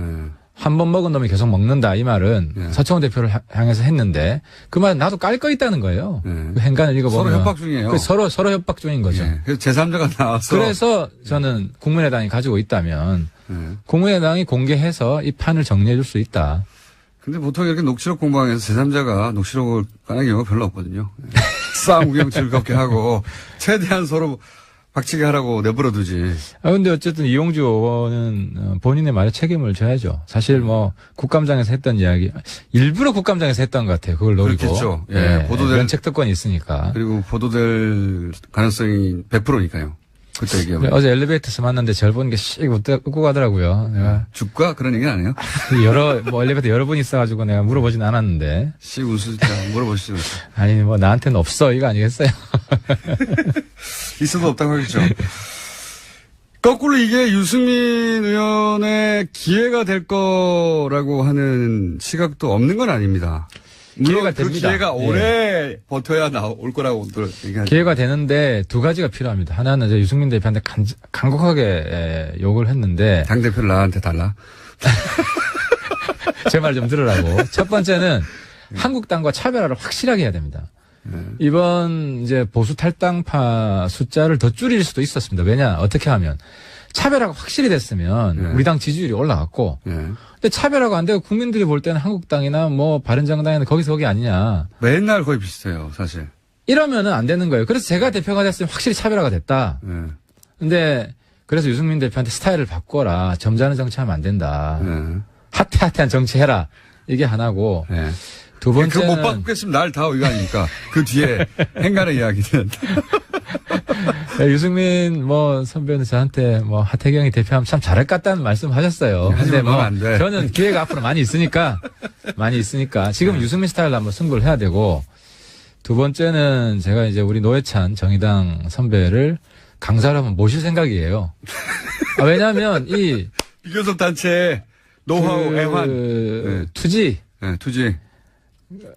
정말 웃기면서도 신문지 깔고 들어눕는 그런 만용. 이런 게 왜 필요하냐? 만용이 아니라, 뭐랄까요. 재치 아닙니까? 재치? 예. 그리고 연출력, 예. 제가 볼 때는 좀 웃겼는데, 국민들이 볼 때는 또 다르게 생각하거든요. 그러니까, 우리끼리 보는 평가랑, 이게 참 어려운 게 국민들 시선으로 어떻게 평가할 것인가를 잘 캐치하는 사람. 근데 사실 홍준표 대표도 그걸 잘해요. 홍준표 대표가 그걸 잘하니까. 그러니까요. 유일한 장점. 사실 우리가 적장이지만, 홍준표 대표의 장점을 우리는 받아들여야 배워야 됩니다. 대중 눈높이에서 이해가 가도록 자기 그렇죠. 하는 건 능력이 탁월하죠. 바퀴벌레라고 어떻게 딱 규정을 하고, 본인도 같은 건데. 홍준표 대표가 대중 눈높이 맞추는 거 아주 잘합니다. 그렇습니다. 그래서 그다음에 노회찬 대표도 모시고, 노회찬 대표도 마찬가지고 대중 눈높이에서 딱딱 귀에 꽂히게. 이제 우리 당 의원들이 체질 개선해야 됩니다. 하태경만 나와서 떠들면 안 되고 다 노회찬, 하태경처럼 바뀌어야 됩니다. 저는 사실 정의당 스타일이죠. 바른정당에 있지만. 탈당 선언입니까 이거? 정의당과 교섭단체는 쉽지 않습니다만, 아무튼 그 투지를 배워야 됩니다. 광야에서 살아남는 법을 배워야 됩니다. 그거 절실하다고 봅니다. 이정미 대표가 안 그래도 2부에 나오셨다 갔는데, 비교섭단체는 유령 취급을 갖는다. 그게 이제 견디기 힘들 것이다. 와서 강의 좀 받으라. 그 얘기 안 그래도 하긴 했습니다. 우린 매일 정릉원 가야죠. 이제 기자분들이 왔는데, 이제는 우리가 기자분들 찾아가면 돼요. 맞습니다. 그런 자세의 변화가 있으면 바른정당 회생할 수 있다고 봅니다. 지금 11명인데 그 11명 중에도 또 추가 탈당 있지 않겠습니까? 사실 우리 이 20명 의원이 인간적으로 굉장히 끈끈했습니다. 그렇겠죠. 힘든 시간을 같이 버텨왔고, 그래서 이제 마지막까지도 제가 정말 마음이 아팠던 게, 전당대회 연기 좀 하자. 그러면 한 달이라도 안 나간다고 하지 않느냐. 그럼 먼저 나갔겠죠. 그래서 그분들이 몇 분 계셨어요. 계셨는데, 제가 눈물을 머금고 한 달 연기하게 되면, 탈당하는 시점은 미룰 수 있겠지만, 우리 당에 영원히 죽는다. 국민 앞에 같이 한 약속인데 아무런 명분이 없지 않냐, 연기할 명분이. 그리고 실제로 남지사가 그 합당 전당대회 요구를 했는데 통합전대. 통합전당대회 한국당하고 홍준표 대표가 그 다다음 날 그 꼼수다. 네. 안 한다. 그리고 남경필 복당도 없다. 네. 그렇게 그냥 뭐 이런 자에 거절을 했습니다. 뭐 이런 상황이기 때문에 명분을 찾을 수가 없어요. 저도 뭐 최대한 성의껏 명분만 있으면 나도 해줄 수 있다. 우리 동지들 뭐 그렇게 간절하게 같이 있고자 한다면. 그래서 몇 분들이 좀 인간적으로 충격을 좀 받은 상태고요. 근데 어쨌든 잘 추스르고. 그럼 절대 떠나지 않은 사람의 숫자를 꼽자면 거꾸로. 그러니까 이제 그렇게 제가 답변을 드리면 또 그러면 떠날 수도 있는 사람들이 몇 명이다 이렇게 되기 때문에. 이게 이제 그러니까 절대 어떤 경우에도 상황 변화와 무관하게 이분들은 안 떠난다. 5명 됩니까? 하태경 한 사람 확실히 안 떠나죠. 네. 그건 제 문제니까 네. 제가 이야기할 수 있고. 의원님 갈 데도 없잖아요. 저는 한국당 해체를 위해서. 뭐 갈 데가 있어요. 떠난다고 하죠. 다음 총선 때까지 네. 한국당 해체를 위해서 끝까지 약속을 지킬 것이고요. 의원님하고 유승민 의원하고 이해은 의원 최소한 3분 정도 그리고 정병국 의원 나머지 의원분들도 네. 떠나겠다는 마음은 없고 근데 문제는 우리가 우리 당의 지지율을 올릴 수 있는 비전과 전략 여기에 실패하면 우리 당은 끝납니다. 저는 잘 이해가 안 가는 게 이런 겁니다. 여론조사 같은 거 보면 그냥 단순한 정당 지지율 말고 바른정당 지지자들 중에 지금 현 정부에 대한 지지율이 60%가 넘습니다. 보통 보면. 그러니까 제 말은 바른정당이 당연히 야당으로서 현 정부에 대해서 각을 세워야 하는 상황들이 오긴 하지만 아까 뭐 이제 차별화 말씀하셨길래 자유한국당은 1부터 100까지 다 반대잖아요. 지금 그렇죠. 1부터 75번까지만 반대가 아니라 1부터 100까지 전부 다 반대란 말이죠. 근데 바른정당은 그렇지 않은 점이 있었을 수는 있으나 안 보였기 때문에 똑같이 1부터 100까지 반대하는 거거든요. 그러니까 하태가 한 이야기 중에 대부분이 한국당과 차별화되는 이야기입니다. 예를 들어 빨갱이 장사하면 안 된다. 뭐 어젠가요? 어제도 누구야 전희경 의원이 임종석 실장한테 한마디 했더라고요. 아직도 빨갱이. 내가 그걸 딱 보면서 김진태 긴장하겠네. 저거 내 영역인데. 그래, 어쨌든 뭐 전희경 의원은 저도 그 전부터 아는데 이제 여자 김진태죠. 여자 김진태고. 근데 이제 문제는 김진태 의원은 19대 때 이제 통진당이라는 살아있는 이제 종북 세력이 있었기 때문에 이제 파괴력이 있었고 이제 뒷북이죠.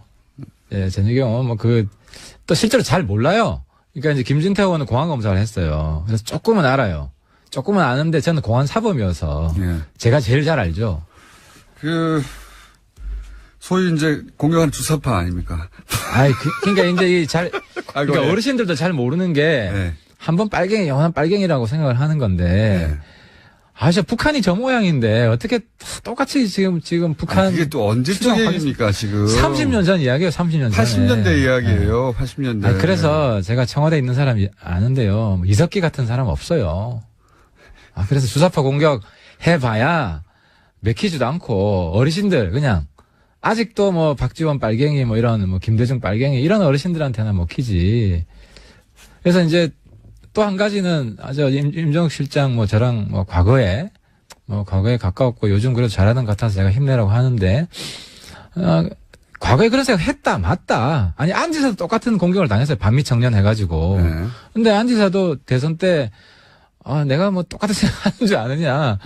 그렇게 한마디를 하면 돼요. 솔직하게.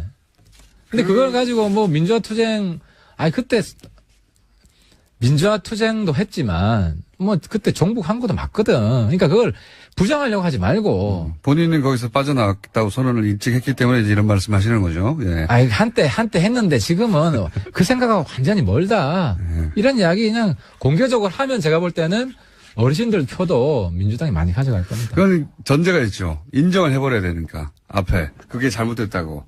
근데 그렇게 잘못됐다고 생각한 게 아니라 그건 그때 그 시절에 그 가치가 있었지만 지금 또 다른 생각을 한다. 지금 생각이 다르다. 이 정도 이야기하면 되죠. 자, 남 걱정할 때는 아닌 것 같고요. 지금 청와대 비서실장을 걱정할 때는 아닌 것 같고요. 그래서 6명은 됩니까? 지금 뭐 11명이 다시 스크럼 끌고 그 결의를 저희들이 조만간 할 겁니다. 이 중에 4명만 더 가면 그쪽에서는 원하던 120명을 채우는데 한국당에 이제 방해 공장이 심각하게 있을 겁니다. 그리고 원래 순차적으로 빠져나가잖아요. 그리고 이제 사실 2차 탈당은 있습니다. 있습니다. 왜냐하면 주호영 대표. 주호영 대표. 대표가 이제 2차 탈당을 굳이 본인이 이제 그 전당대회 끝날 때까지는 대표를 하시겠다. 하시니까 뭐, 그건 뭐 우리 말릴 수 없고. 그럼 10명 되는 거고. 아니, 9명이죠. 주호영 대표 포함해서. 포함해서 지금 9명이니까. 9명이고. 되는 거고. 근데 이제 이번에 나가신 분들이 그 9분이 이제 남아있는 분들에게 계속해서 또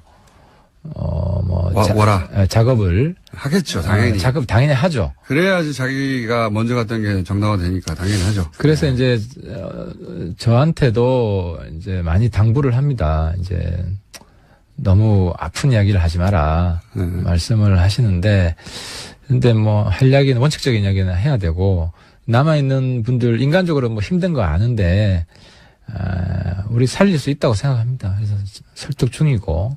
지금 전당대 지금 출마하셨죠? 그렇죠. 예, 지금 이번에 지난번에도 당대표 안 됐는데 이번에도 당대표 안 될 거 아닙니까? 경선 토론이 끝났고. 근데 지금 아주 관심사는 대선 후보와 지금 이제 하태 간의 격차. 얼마나 될 것인가. 이 부분이 뭐 국민들이 관심. 지난번 전당대회하고 마찬가지 방식으로 집계합니까? 똑같습니다. 여론조사 30%. 여론조사에서 꽤 많이 나오셨잖아요, 그때. 뭐 제가 좀 이겼죠.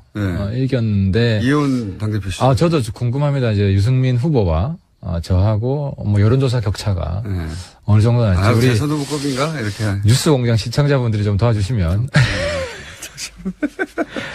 그럼 다음 시간에 나오실 때는 지금 그 격차 다음 시간이면 제가 한 말씀 빠뜨렸다. 이건 제가 좀 당부 부탁을 좀 드리고 가고 싶은데 교섭단체 깨지면 제일 힘든 게 돈입니다. 그렇죠. 이제 우리가 1년에 60억 받다가 20억으로 줄어요. 40억이 줍니다. 40억이 날아가는데 그래서 뭐 저희들도 정리해고하면 안 되지 않겠습니까? 바른정당 당직자들. 그래서 저희들이 지금 10만 원 당원 4만 명만 모으면 이게 40억입니다. 10만 원. 1년에 10만 원.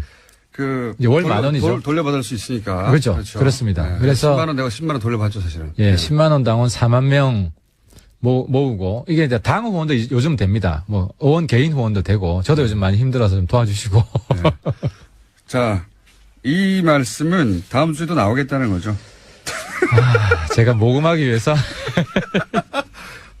처음에는 마지막으로 하셨는데 이번 주 마지막이었던 걸로 정리를 제가 하도록 하겠습니다. 그리고 다음 주는 성적표를 들고 나오시겠네요. 유승민 의원은 어떤 격차로 대표가 공산이 가장 높죠, 지금. 현실적으로 실력자인 거 제가 인정 안 할 수가 없죠. 그리고 하태경 의원은 과연 2위를 할 것인가, 3위를 할 것인가, 격차는 얼마 할 것인가. 다음 주에 확인하도록 하고 5명은 되는 거죠. 절대 탈당 안 할 사람들. 충분히 넘죠. 그 정도는. 7명까지 됩니까? 뭐 그거는 제가 다음 주에 밝히도록 하겠습니다. 다음 주에 알겠습니다. 오늘 여기까지 하겠습니다. 바른정당 하태경 최고위원이었습니다. 감사합니다. 예, 감사합니다.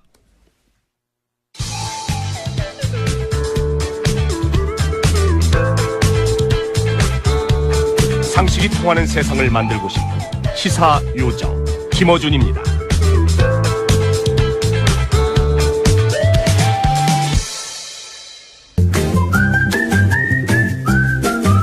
자, 어려운 경제 이야기. 초반에 이 코너 시작할 때 참 어려운 이야기를 잘 풀어주셨는데 요즘은 안 어려운 이야기를 어렵게 하시는 쪽으로. 이거 왜 이렇게. 칼플라니 사회경제연구소. 그리고 세계적인 석학들을 불러서 심포지엄도 하는 곳이고 책도 내는 곳이었다는 걸 제가 최근에 알고 더 이상 무시하지 않기로 했습니다. 정태인 소장님 나오셨습니다. 안녕하십니까? 네, 안녕하세요. 자, 오늘은 트럼프 온다니까 트럼프와 관련된 경제 이야기 쭉 한번 해볼까요? 트럼프는 근데 미국 내 경제도 못 풀고 있잖아요. 그렇죠. 사실은 주로 잘하는 게 이제 압박을 가해서 뭔가 챙기는 건 정말 잘합니다. 트럼프의 이 전술에 대해서 확실히 우리가 알아야 될 건 A는 A고 B는 B다예요. A에서 잘해줬다고, 안보에서 잘해줬다고 경제에서 봐주는 거 없습니다. 절대 없고. 예, 두 개 완전히 독립돼 있어요. 그러니까 잘해줄 있으면은. 필요가 없어요. 우리도 강하게 나가야 되는 거죠. 아니, 일본에서 온갖 그 환대를 다 했지 않습니까? 딸한테. 그렇죠. 딸한테 네. 잘 보이려고 그런 건 나 처음 봤는데, 진짜. 개그맨인지 코미디언을 불렀다면서요. 딸 부르는데 돈을 얼마나 들였다부터 시작해가지고. 예, 일본 사람들 참 대단해요. 딸 입장에서도 그 트럼프 일가의 그 본연의 그 돈 본능에 걸맞게 한국이나 중국도 뭐 딸하고 친하다고 하고 딸이 영향을 미친다고 하니까 딸도 왔으면 좋겠다고 생각하고 보좌관 역할을 한다고 하니까 거의. 그래서 다들 불렀는데 일본이 그걸 알고 엄청난 배팅을 해가지고 자기가 독점했다는 거 아닙니까? 네.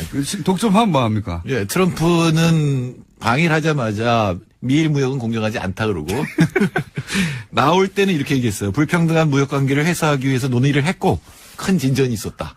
그러니까 물론 뭐 큰 진전이 소위 말해서 미국 국민들에게 자기가 광판한 걸 수는 한데. 근데 그거는 큰 얘기일 수 있는데 사실은 미국이 주도하는 FTA는 TPP라는 거였죠. 12개 국가가 거의 3년 넘게 논의를 했고 처음에 4개국까지 치면 5년 넘게 논의를 했는데 그걸 완전히 중단시켜버렸잖아요. 그러니까요. 자기들이 하자고 해놓고. 예, 그리고 자기들이 굉장히 그 TPP도 한미 FTA가 모델이었어요. 네. 근데 그거보다 더 강한 지금 나프타 개정 협상을 하고 그걸 템플릿, 그걸 기준으로 해서 다시 미국, 일본하고 FTA를 하겠다는 거를 합의한 것 같아요. 우리도 그런 걸 요구할 가능성이 높죠. 그죠? 예, 나프타 개정의 내용이 바로 한미 FTA에 반영될 겁니다. 뭐 근데 특수하게 나프타도 잘 안 되고 있으니까요. 예, 근데 아마 뭐. 근데 트럼프가 지금 역대 최저 지지율이라고 하는데 그만큼 트럼프 표 법안들도 통과가 안 되고 아니 권력이 가장 센 초기 1년에 아무것도 안 되는데 앞으로 될 리가 없다고 보는데요. 그러니까 밖에서 얻어내야 되는 거죠. 지금 그러니까요. 트럼프가 정치적 곤경이기 때문에 밖에서 뭔가 얻어왔고 미국의 위신을 세웠다. 이거를 지금 보여줘야 되니까 지금 만만한 나라들이 동아시아에 있는데 중국은 만만하진 않고요. 그러니까 자기 나라에서는 정치력이 안 먹히고 저는 이제 트럼프가 뭐 이런 두 가지가 있거든요. 실제로 정신적으로 불안정하다라고 하는 미국 정신과의자들의 분석이 있는 반면 또 한편에서는 그런 척하는 것이 바로 평생을 쌓아온 자신의 비즈니스 전술이다. 지광이 전략. 근데 제가 한국에서 트럼프랑 가장 비슷한 사람 뽑으라면 김원준 총수 뽑겠어요. 제가 왜 비슷해요? 밀어붙이기. 밀어붙이기. 밀어붙이기. 하나 잘해준다고 딴 데서 봐주는 거 없다. 네. 그건 맞습니다. 그건 맞는데, 요거, 저는 전략이 아니라고 보는 게, 네. 어제도 그런 얘기 했었는데, 그렇게 훌륭한 전략가면 미국에서 잘했어야죠. 지금은 그냥 미국이 워낙 힘이 세니까, 그걸 등에 업고 외국을 후려치는 거 아닙니까? 이건 전략이 안 아니죠. 되는 이유가 지금 한미 FTA 협상가들한테 트럼프 대통령이 미치광이 전략을 쓰라고 그랬거든요. 이건 치킨 게임이라고 보는 거예요. 치킨 게임이라는 게 마주 달리는 차가 핸들을 트는 쪽이 지는 치킨 바보 겁쟁이가 되는 건데 이거는 무조건 미친놈이 이기는 게임이죠. 그러니까 한미 FTA 협상을 이 치킨 게임으로 보는 거죠. 그러니까 상대가 미친놈이면 돌려야 되거든요. 안 그러면 죽으니까. 네. 근데 비즈니스를 그렇게 해왔고 자기는 그렇게 성공했다 이거죠. 예, 근데 국내에서는 그게 안 통하거든요. 트럼프가 미친놈, 그래, 미친놈처럼 해봐라. 이렇게 되니까 외국에서 하는 건데, 근데 만일에 상대방도 미친놈 역할을 하면 부딪힐 가능성이 있잖아요. 그럼 벼랑 끝 전술이 되는 겁니다. 그럼 우리는 FTA 전략은 어떤 식으로? 그러니까, 제일 미친 짓이라고 느껴지는 전략은 폐기하자죠. 그렇죠. 그러니까, 내가 마지막 카드로 폐기를 갖고 있다라고 하는 거를 상대가 인식하게 만드는, 이걸 갖다가 믿을 만한, 신뢰할 만한 신호라고 말하는데 게임이론에서 그 상대가 폐기할 수 있다고 생각하면 내가 끝까지 밀어붙이지 못하는데 이걸 전 세계 제일 잘하는 나라 북한이에요. 끝까지. 죽일 타면 죽여라! 아무리 힘이 약해도 아마 미국의 500분의 1도 안 될 텐데, 국력이. 근데 끝까지 밀어붙이는 거는 얘가 무슨 일을 할지 모른다라고 생각하면 상당히 조심하게 되거든요. 근데 한미 FTA 폐기는 미국이 그렇게 쉽게 하지는 못할 거예요. 왜냐하면 미국의 이익을 보는 자들이. 특히 공화당 내에 FTA로 그렇죠. 이득을 보는 사람들이 많다고. 대기업들, 제약회사라든가 이런 회사들이 있고 또 농산물은 또 이제 의원들이. 남부거든요. 그게 많이. 남부는 공화당이거든요. 또 하나는 지금 중국이 사드에 관해서 의외로 쉽게 사실 봐줬잖아요. 예, 근데 그 이유 중에 하나는 분명히 한국이 완전히 미국 쪽으로 붙으면 중국도 굉장히 깝깝해지거든요. 동북아에서 완전히 포위되니까 마찬가지로 그걸 피벗 국가라고 하는데 미국 입장에서도 한국이 완전히 중국한테 가면 이거 곤란하거든요. 전략적 균형자 역할을 한다. 뭐 그게 그러니까 사실은 노무현 대통령 때 너무 강한 얘기고 발상이었는데 사실은 중간 쪽에서 그러니까 머들링 스루라고 하는 아슬아슬하게 이렇게 타고 가는 그 전술을 쓰면 함부로 한국을 갖다 중국 쪽으로 밀어붙이지도 못하거든요. 그래서 한미 FTA 폐기는 그렇게 갈 가능성은 적지만 근데 우리도 폐기할 수 있어라고 그렇게 상대방이 인식할 수 있는 시그널을 보내면서 협상을 해야 되는 거 그렇게 아닙니까? 해야 되죠. 그렇죠. 얘들 잘못 다루면 진짜 폐기할 수도 있겠네라고 해야. 우리하고 폐기하고 중국하고 붙게 경제는 뭐 이럴 수도 있는 거고요. 뭐 사실상 중국하고 훨씬 더 많이, 그러니까 2배 이상 지금 무역을 하고 있기 때문에. 그리고 우리나라가 지금 미국하고 FTA 협상을 해서 더 얻을 게 별로 없어요. 왜냐하면 우리나라 전체 수출의 40%는 반도체, 휴대전화, 자동차인데 자동차는 작년까지 2.5% 관세가 붙어 있었거든요. 금년에 없어진 건데 이거 다시 2.5%로 가는 거 빼고는 한국 수출에 큰 영향을 미칠 게 없어요. 사실 수출에 관한 한. 근데 오히려 반대쪽에는 우리가 관세를 낮출 여지가 있는 게 농산물이 있잖아요.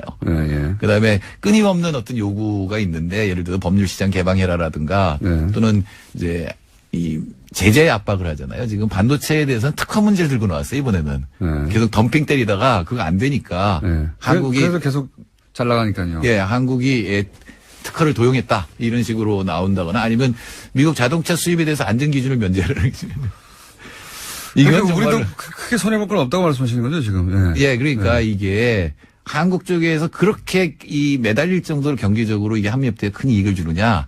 아닌 측면도 굉장히 많기 때문에 그러니까 미국에서 폐기하면 손해보는 사람들도 많고. 그렇기 때문에 이쪽에서 폐기해도 좋다라고 하는 결의를 보일 때 미국하고 협상이 제대로 되지 세게 나오니까 하나씩 봐주지 그러면 전체를 다 내줄 가능성이 높습니다. 저자세로 나가지 마라 절대. 쟤는. 그러니까 일본이 저자세 중에 저자세로 가서 얻은 게 뭐가 있냐 이거죠. 없어요, 별로. 없기 때문에. 그렇다고 봐주는 것도 아니고. 다만 일본은 이 동북아에서 자기의 군사력을 키우는 게 목표 중에 하나잖아요. 그러니까요. 그러니까 뭐 스텔스 F-35 사주기로 한 것도 자기나 중국과 맞서는 거를 얻을 수가 있고 또 하나는 뭐냐면은 인도 태평양 전략이라는 게 있어요, 일본에. 이게 아베가 만들어내서 미국이 지금 사용하고 있는 건데 그러니까 인도선을 연결하겠다는 거죠. 태평양선하고 인도선을 연결해서 중국 대륙을 갖다가 압박하겠다. 이런 해양과 대륙 이겁니다. 미국도 그래서 인도를 지금 밀어주고 있는 거 아닙니까? 그렇죠. 정치적으로도 그렇고. 그러니까 그 부분은 일본에서는 안보 쪽에서 중국을 포위하는 전략에서 어느 정도 얻은 게 있는데 한국은 그럴 수 없는 입장이거든요. 북한 문제도 있고 한국이 중국 포위방에 들어가면 그야말로 그다음에 이제 그래서 MD망에 안 들어가겠다고 선언한 것이고요. 사실은. 근데 MD망에 안 들어간다는 건 우리가 결정할 수 있는 건 아니라서 사실은 MD망에 사실 들어간 거 아니냐라는 게 지금 공적인데. 아니, 왜 미국 자사지가 미국 맘대로 운영하는 건데. 근데 저는 납득이 안 가는 게 이제 중국과의 관계 그럼 3불 이야기를 했는데 그중에 이제 미국 MD망에 평등되지 않겠다 이런 선언을 했는데 그런데 그거 가지고 이제 그 보수정당에서도 공격하는데 박근혜 정부 때부터 했던 얘기예요 이거는. 그렇죠. MD망이 아니라고 물론 포괄적으로 MD망 안에 들어가 있는 거나 마찬가지라고 보지만 MD망이 아니라고 했던 표명을 문재인 정부에서도 했는데 이번에는 공격을 또 해요. 앞뒤가 안 맞는 거예요. 뭐 언제나 그런 거예요. 하루 이틀이 아니긴 하지만 자. 그러면 트럼프가 방한하여 이제 곧 방한합니다. 몇 시간 후면 방한하여 노릴 것은 방위비 분담금 또는 FTA 이런 경제적 부분이 될 것이다. 그래서 안보 문제에 대해서는 북한을 최대한 압박한다라는 거니까 그거야 뭐 완전히 동의가 될 것이고 그다음에 이제 미국이 동아시아에서 쓰는 군사비를 분담하라는 건 원래부터 트럼프의 전략이었고 예전부터 일본에서 어느 정도 달성했고 한국에 대해서도 방위비 분담하라는 거하고 그다음에 전략 자산 문제가 수단 배치 문제가 이제 나오겠죠. 그리고 이제 한국에 더 많은 돈을 내라고 하고 그다음에 이제 미국의 첨단 무기를 갖다 구입하라는 것도 아마 나올 거고 저는 만일에 돈을 써서 해결할 문제라면 그거는 뭐 협상을 할 일이지만 해도 좋다고 생각해요. 다만 이 전략선에서 현재 어느 한편에 쓰는 그런 위치만 차지하지 않는다면 할 수 있고 한미 FTA는 충분히 우리가 당당히 맞서도 된다. 되는 그런 상황이라고 생각합니다. 저는 한 가지만 얻어내면 될 것 같아요. 나머지는 말씀하셨듯이 다 이제 뭐 일치하거나 혹은 뭐 미국이나 우리나 FTA에서는 대립할 텐데. 근데 대화가 중요하다. 멘트 하나는 어떻게든 얻어내야 되는 거라고 저는 봅니다. 네, 그 얘기는 뭐 트럼프도 하죠. 예. 이번에도 했죠. 그리고 공식적으로 뭐 대해서는. 국회 연설할 때 전쟁이 아니라 대화로 풀겠다. 이런 멘트 하나 끌어내면 외교적인 승리라고 보는데 할지 모르겠습니다. 청와대나 외교팀에서 이미 다 준비를 했겠지만 지금 트럼프를 만나고 바로 또 시진핑을 만나게 돼 있잖아요. 연속적으로 만나게 돼 있기 때문에 그 선을 잘 타야 될 거다. 정태인 소장님이었습니다. 감사합니다. 네, 감사합니다. 안녕.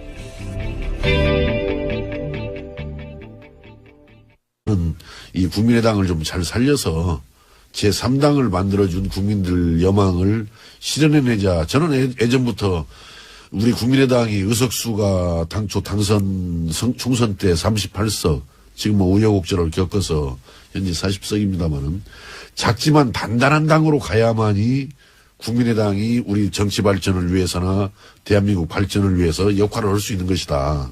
이렇게 되기 때문에 보다 더 좀 자기 중심적으로만 이렇게 움직이지 말고 좀 소통을 제대로 해 가면서 당의 뜻을 한 군데로 잘 모아서 요구받는, 기대받는 그런 역할을 좀 해줬으면 좋겠다라는 소망을 갖고 있는 것입니다. 안 대표가 사실은 뭐 대표가 되고 나서 2달 이내에 당의 지지율이 올라가지 않으면 어렵다라는 얘기를 했었는데 뭐 그거야 뭐 누구나 뭐 출마할 때는 뭐 내가 되어서 뭐 당 지지율 올리고 살리겠다라고 그러는데 저는 지지율 뭐 그대로 뭐 떨어지거나 답보했다라고 그래서 그 물러나라는 거 아닙니다. 당대표 하나한테만 달려있는 건 아니거든요. 그렇죠. 그 책임 당대표 당에 대한 지지율이 있는 건 아니죠. 그렇기 때문인데 그러니까 그거하고는 상관없다는 얘기죠. 예, 저는 어제 그 회신 내용 중에서도 분명히 독일에서 서로들 때려잡느라고 뭐 정신들이 없다.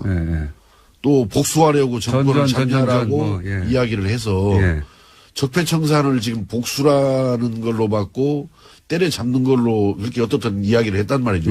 물론 취지야 미래를 위해서 뭐 기술혁명을 열심히 해나가야지 그렇게 싸워서 되겠냐라는 뜻이었겠지만은 그러면은 그걸 해명을 제대로 해야지 정치 기술로서의 적폐청산을 반대했던 것이지 적폐청산 자체를 반대한 건 아니다라고 이렇게 이야기를 한단 말이에요. 이건 우리 국민들 보고 또는 우리 당원들 보고 너희들이 좀 잘 알아서 나를 이렇게 이해해 줘야지. 차라리 좀 거기 가서 미래를 강조하다 보니까 기술혁명을 강조하다 보니까 좀 말이 잘 못 나갔다. 좀 오해가 들 수 있게끔 나간 점에 대해서 내가 분명히 사과하고 바로잡겠다. 이게 당당하고 떳떳한 태도지 적폐청산을 정치 기술로서의 적폐청산을 반대했던 것이다. 이렇게 변명하고 나오는 것은 저는 솔직하지 못한 태도고 바람직하지 못한 태도라고 생각합니다. 안철수 대표는 지금 그러면 당대표로서 국민의당을 이끌 만한 역량이 안 됩니까? 저는 자격이 아직은 부족하다고 생각합니다. 관두란 얘기잖아요. 본인이 더 분발해야죠. 그러니까 더 분발해야 되죠. 특히 뭐가 부족합니까? 무엇보다도 좀 사람들과 충분히 소통하면서 결정을 해야 되잖아요. 예를 들어서 지역위원장 일괄 사퇴라느니 당헌 당규에도 근거가 없는 부분을 하려면은 적어도 의총 속에서라도 아니면은 뭐 뭔가 최고회의를 열어서라든가 뭔가 충분히 논의를 해서 결정을 하고 이렇게 합의에 기초해서 추진을 해본다라든지 또 바른정당과 통합 문제 얼마나 중요한 문제입니까 이 문제가. 그 말씀 하셨고 그러면 그래서 지금 그렇게 생각하는 의원들이 당내에 많습니까?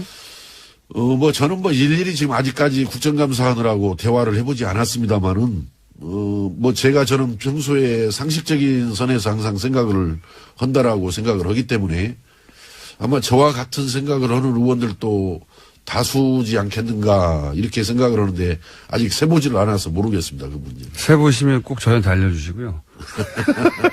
참 걱정입니다. 근데 이제 이렇게 안철수 대표와 생각이 같은 분들도 당내에 있겠지만 생각이 이렇게 완전히 다른 분들 당내에 그런 뭐 여러 가지 노선이 있는 거는 상관이 없는데 이건 노선의 문제가 아니라 당신 자격이 안 되라고 하는 거는 좀 다르지 않습니까? 우린 일로 와야 돼 혹은 절로 가야 돼 뭐 이념적 노선이 다르거나 하는 건 모르겠는데 이렇게 역량 자체가 안 된다라고 하는 건 좀 다른 이야기인 것 같은데 그렇게 생각하는 분들이 당내에 많으면 당대표와 같이 하기 어려울 수도 있지 않습니까? 이제 어제 우리 그 안철수 대표께서 이런 말씀을 했어요. 뭐, 본인을 공격하는 사람들 중에서는, 비정상의 언급들 속에서는 늘 전가의 보도처럼 호남 민심이 동원된다라고 그랬는데 저는 뭐 어제 제가 올린 글에 호남 민심이란 말을 언급한 바는 없습니다만은 저는 이렇게 호남 민심을 지금 안철수 대표가 이렇게 걸어놓는 의미는 이건 지금 부정적인 의미로 지금 이렇게 이야기를 하는 건데 호남이라는 것은 여든 야든 대한민국은 어떻든 지역구도 정치 속에서 영남 패권주의의 피해자들입니다. 호남은. 네, 상당 기간 그랬죠. 피해자들이죠. 사실은. 예. 소외받고 차별받고 하는 것이 호남이 피해자들인데 지난 총선에서 38석이라는 의석을 만들어준 데가 저는 호남이라고 생각합니다. 예. 그렇죠. 그러니까 그건 사실입니다. 호남에 대해서 고마워하지는 못할망정 자꾸 왜 호남을 부담스러워하고 호남을 폄하하냐 이거예요. 38석 된 것까지는 좋은데 이제 호남의 지역 정당이라고 하는 건 자신의 발목을 잡는다 이렇게 생각하는 거겠죠. 그건 배은망덕한 태도라고 생각을 해요. 호남을 단단하게 자기 지지로 끌고 가면서 더 외연을 확장해 가야지. 그 불쌍한 어찌 보면 호남 아닙니까 사실은. 영남 패권주의에서 지금까지 차별받고 소외받은. 그러니까 이 호남에 대한 인식도 저는 생각을 좀 바꿔줘야지. 알겠습니다. 의원님, 오늘은 하실 말씀을 하신 것 같은데 사실, 골라내고, 그리고 여론조사에 대한 존재에 대해서 알고 있다는 것 같고요. 그 다음에 이제 그 지역구를 옮기려고 하는 것에 대해서 이제 저항하는 사람한테 청와대에서 벌컥벌컥 다 가지고 있다. 뒷조사에서. 라는 뉘앙스의 윤상현 전 의원의 멘트. 또 연결해서 다시 떠오릅니다. 자, 알겠습니다. 이건 조사가 이루어질 것 같고요. 자, 다음 뉴스는요. 네, 국정원 댓글 수사를 방해한 혐의로 구속영장이 청구됐던 국정원 TF 소속의 직원들이 전원 구속됐습니다. 여기에는 장호준 전 부산지검장 등 현직 검사가 포함되어 있고요. 또 서천호 전 국정원 2차장 등 전직 국정원 간부들이 되어 있습니다. 강부영 영장전담 판사 같은 경우에는요, 범죄 혐의가 소명되고 증거인멸의 우려가 있기 때문에 영장을 발부한다라고 밝혔습니다. 이제 영장 기각되는 경우가 별로 없을 것 같아요. 지난번에 추명호 국장을 영장 기각했다가 네, 오히려 더 큰 사건이 터졌죠. 더 큰 사건이 터지고 추명호 국장은 더 많은 혐의를 안고 구속됐어요. 결국 구속됐습니다. 예. 예. 앞으로는 빨리빨리 구속돼 영장이 나오지 않을까. 예, 이번 댓글 사건 같은 경우에도 그때 그 영장 기각으로 인해서 밝혀진 사건이거든요. 예. 그래서 제가 당시 영장 실질심사 판사들에게 대해서 이렇게 여러 가지 비판적인 이야기를 한 것에 대해 사과드렸잖아요. 예. 다시 한번 사과드리고요. 그런 큰 뜻이 있는 줄 제가 모르고, 예. 감사드립니다. 다음 뉴스는요. 예, 다만 이와 관련해서 같은 혐의로 구속영장이 청구됐던 변창훈 검사 같은 경우에는 어제 영장 실질심사를 1시간 앞두고 투신했습니다. 결국 숨졌는데요. 현장에서는 유서는 발견되지 않았다라고 합니다. 이거 참 일주일 사안간이에요. 일주일 전에 사망한 국정원 소속 정모 변호사. 그분도 그렇고 이분도 그렇고 사실 이렇게 총대를 맬 위치가 아니거든요, 스스로. 예. 분명히 일선이 있는데 두 분 다 유서도 없이 더구나 이 변 검사는 부인과 함께 사무실을 찾았다는 거 아닙니까? 그러다가 갑자기 화장실을 찾아서 저도 사진을 봤는데 굉장히 좁은 창문이던데. 그런 창문이라면 머리부터 들어가야 될 것 같던데요. 이게 이제 처음부터 자살할 의사가 있었으면 미리 유서를 쓰고 준비를 했겠죠. 그리고 부인과 함께 가지도 않았겠죠. 그리고 최소한 화장실의 좁은 창문보다는 더 생각해 둔 장소가 따로 있었겠죠. 사실은 그 법무법인 자체를 갈 이유도 없어요. 자살할 생각이었다면. 왜냐하면 변호사를 만났다는 것은 자포자기를 했다는 게 아니라 법적으로 자기를 보호하려고 하는 거란 말이죠. 네, 실질심사 직전까지 상담하고 있던 중이었다고 합니다. 그래서 저는 그 변호사 사무실에서 어떤 대화가 오갔는지가 굉장히 중요하게 파악할 대상이라고 봅니다. 지금 이제 공석권 없음이죠. 한마디로 말해서. 네, 당사자가 숨졌기 때문에요. 그래서 더 이상 어떤 조사도 이루어지기 힘들긴 하나 저는 이 대화가 무엇이 이루어졌는지 확인하는 것이 굉장히 필요하다. 왜냐하면 그 대화가 동기가 됐다고 추정할 수밖에 없는 상황이란 말이죠. 더군다나 그 법무법인은 찾아보니까 정점식 변호사라고. 네, 정관 변호사입니다. 검찰 출신이에요. 올해 6월에 자천된 분이죠. 그래서 사직한 분인데 이분은 공안검사의 수장. 예, 그렇게 표현하는 게 맞을 것 같아요. 공안검사의 수장, 우리나라 검찰의 수장이라고 할 만한 분이거든요. 그러니까 유호성 사건, NLL 사건, 기타 우리가 생각하는 대표적인 공안 사건들 다 이분 손을 거쳤어요. 예. 이분 작품이었는데 무슨 대화가 오갔느냐, 좀 반드시 확인할 필요가 있을 것 같습니다. 예. 진짜 안타까운 일이네요, 이건. 네, 현재 정 변호사의 유족 같은 경우에도요, 장례를 거부하고 있는 상황이라고 합니다. 의심할 수밖에 없죠, 유가족 입장으로서는. 장소도 석연치 않고요. 사진을 봤더니 창문이 활짝 열리는, 이렇게 위아래로 왜 이렇게 제끼는 창문 있잖아요. 다 안 열리는, 반쯤 열리는. 빠져나가기 쉽지 않겠던데. 물론 그렇게 투신하고 싶은 어떤 충동을 느낀 사람에게 좁은 게 문제가 되지는 않겠지만, 굉장히 돌발적인 선택이었던 것 같고, 예. 자살이라 하더라도. 그냥 여기서 접지 말고 들여다볼 대목이 많다고 봅니다. 이 자살 사건은. 그 앞 국정원 직원의 자살 사건도 들여다볼 대목이 저는 있다고 생각하는데, 국정원 사건만, 관련만 되면 이렇게 사망자가 많습니다, 참. 자, 다음 순요. 네, 관련해서 하나만 더 전해드리면요. 이제 남재준 국정원장이 이와 관련된 문건을 보고받았다라는 이야기도 나와서요. 내일 검찰에 소환되는데 관련된 수사가 여기까지 진행될 것으로 보입니다. 남재준 국정원장은 NLL 대화록부터 시작해서 사실 걸린 게 많습니다. 예. 제가 보기에는 NLL 대화록도 이명박 시절에 청와대가 전해줬다라고 어제 보도가 나왔죠. 예. 예. 국정원 개혁 발전이 발표했습니다. 이건 사실 이명박 청와대가 대선에 직접 개입한 거라서 제목이 클 거라고 봅니다. 예. 그리고 이 유출한 대화록을 토시 하나 틀지 않고 읽었던 김무성 의원도 이제 다시 수사대장이 될 일이고요. 특히 이 대화록을 지난번에 인식하고, 예. 그래서 좀 분발했으면 쓰겠다 해서, 물론 중대한 결단을 내렸으면 좋겠다라고 했지만은, 중대한 결단이라는 것이 통상적으로 받아들이는 그런 의미로 안정돼서 했던 것은 아닌데, 거기에 좀 발끈하셨던 것 같습니다. 보니까. 다시 한번 말씀해 주십시오. 어떻게 했으면 쓰겠다고요? 저는 중대한 결단에 정확한 표현을 넣으면은, 예. 지금이라도 우리 당의 미래를 위해 중대한 결단이 필요합니다. 예. 이렇게 마무리를 했는데요. 중대한 결단이 필요하다가 아니라 중대한 결단을 했으면 쓰겠다라고 하셔가지고 제가. 예. 그 말인 거죠? 예. 예. 중대한 결단이 필요하다. 예. 여기서 중대한 결단이라는 건 사퇴라는 얘기 아닙니까?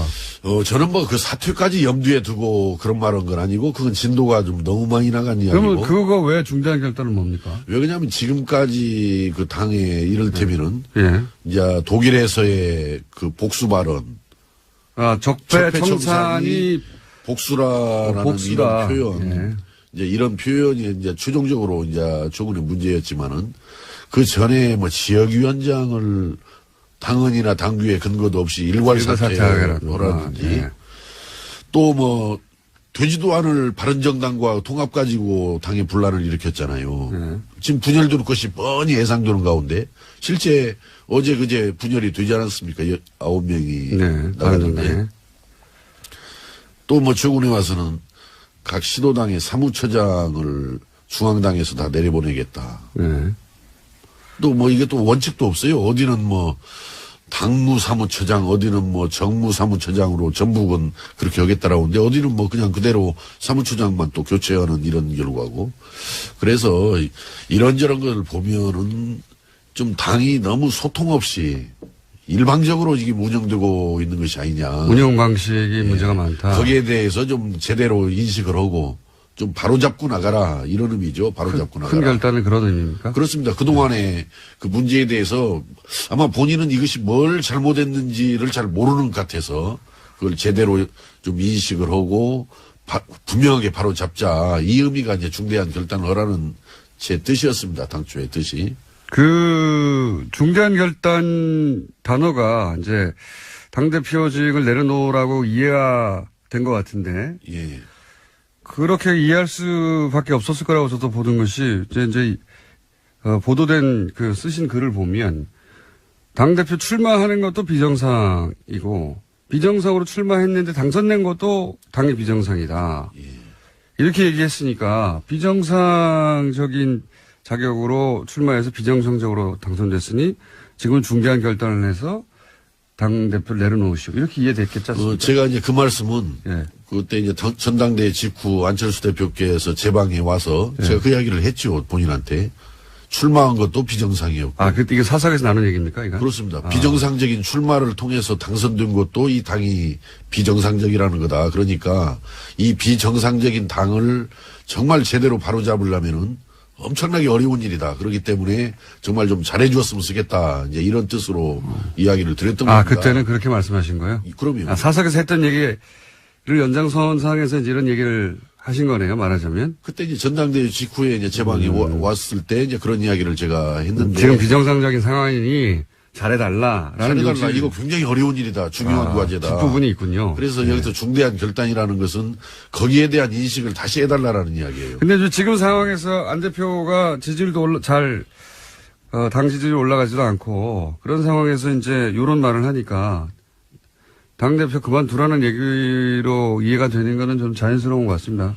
실제 실제 뭐 거기까지 제가 뜻을 둔 것은 분명히 아닙니다만은 이제는 뭐 그렇게 뭐 받아들이는 것도 또 뭐 그건 받아들이는 사람들의 판단이겠다 싶습니다. 예. 지금은요. 이제 이런 공방이 있고 나서 거꾸로 안 대표가 그러면 당신이 나가라. 당신이 나가라. 당시 제가 어제 아침에 그 올릴 때만 해도 뭐 사퇴 이런 의미로 제가 받아들였던 것은 염두에 두었던 것은 아닌데. 사퇴하라고 한 것은 아닌데 거꾸로 되돌아온 건 당신이 나가죠. 저보다 당에 있기가 불편하면 나가라라는 이야기를 듣고 경악을 했습니다. 이게 개인 회사의 사장도 종업원 그렇게 내치는 거 아닙니다. 그것은. 그런데 이건 지금 안철수 사당이 아니고 안철수 공당 아닙니까? 아니 국민의당이 안철수 사당이 아니고 공당 아닙니까? 그 어떻게 공당의 대표가 그 소속 당원 더구나 현역 의원인 당원을 불편하면 나가라 이렇게 말하는 것은 여전히 본인이 뭘 지금 잘못 인식하고 있고 어떻게 당을 잘못 이끌어왔는지를 모르고 있는 거예요. 이 부분이. 그래서 참 저는 이것은 경악스러운 일이고 대단히 잘못된 일이다 이렇게 생각을 하는 겁니다. 거기에 그치지 않고 이제 방송에 나오셔서 이제 나가라고 하는 것에서 반론도 하셨으니까 안철수 대표도 당신이 먼저 나가라고 한 거 아니냐 나보고 그만두라고 한 거 아니냐 이렇게 말하지 않을까요? 글쎄 당대표가 그렇게 나오는 것은 바람직한 일은 아니고 어떻든 저는. 안녕하세요. 김어준입니다. 청와대 내부는 더 심각합니다. 다음입니다.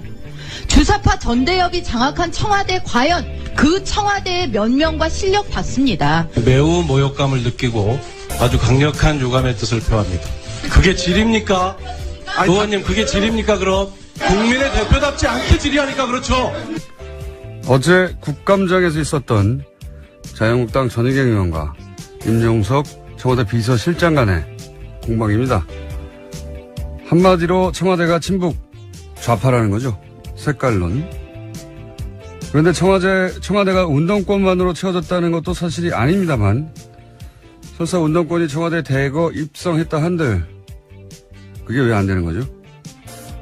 학창시절 군사정권을 상대로 저항한 경력이 왜 문제가 되는 겁니까? 언론을 강제로 통폐합하고 박정철 씨를 공원에서 죽이고 광주에서는 군인들이 자국민에게 기관총을 쏴대던 시절입니다. 당신은 그렇게 국민들이 죽어갈 때 어디서 무엇을 했냐고 따진다면 모르겠는데 그 시절 그런 군사정권에 왜 대들었냐고 따지는 건 무슨 경우인가요? 학생운동 영역을 훈장처럼 휘두르는 것도 안 될 일이지만 그 경력이 무슨 엄청난 죄라도 되는 것처럼 문제 삼는 것은 납득할 수가 없습니다. 그럼 전희경 의원이 그 시절로 돌아가면 어떻게 했을 겁니까? 군사정권을 열렬히 옹호라도 했을 겁니까? 그럼 나라면 그랬다고 말을 하시던지요. 김어준 생각이었습니다.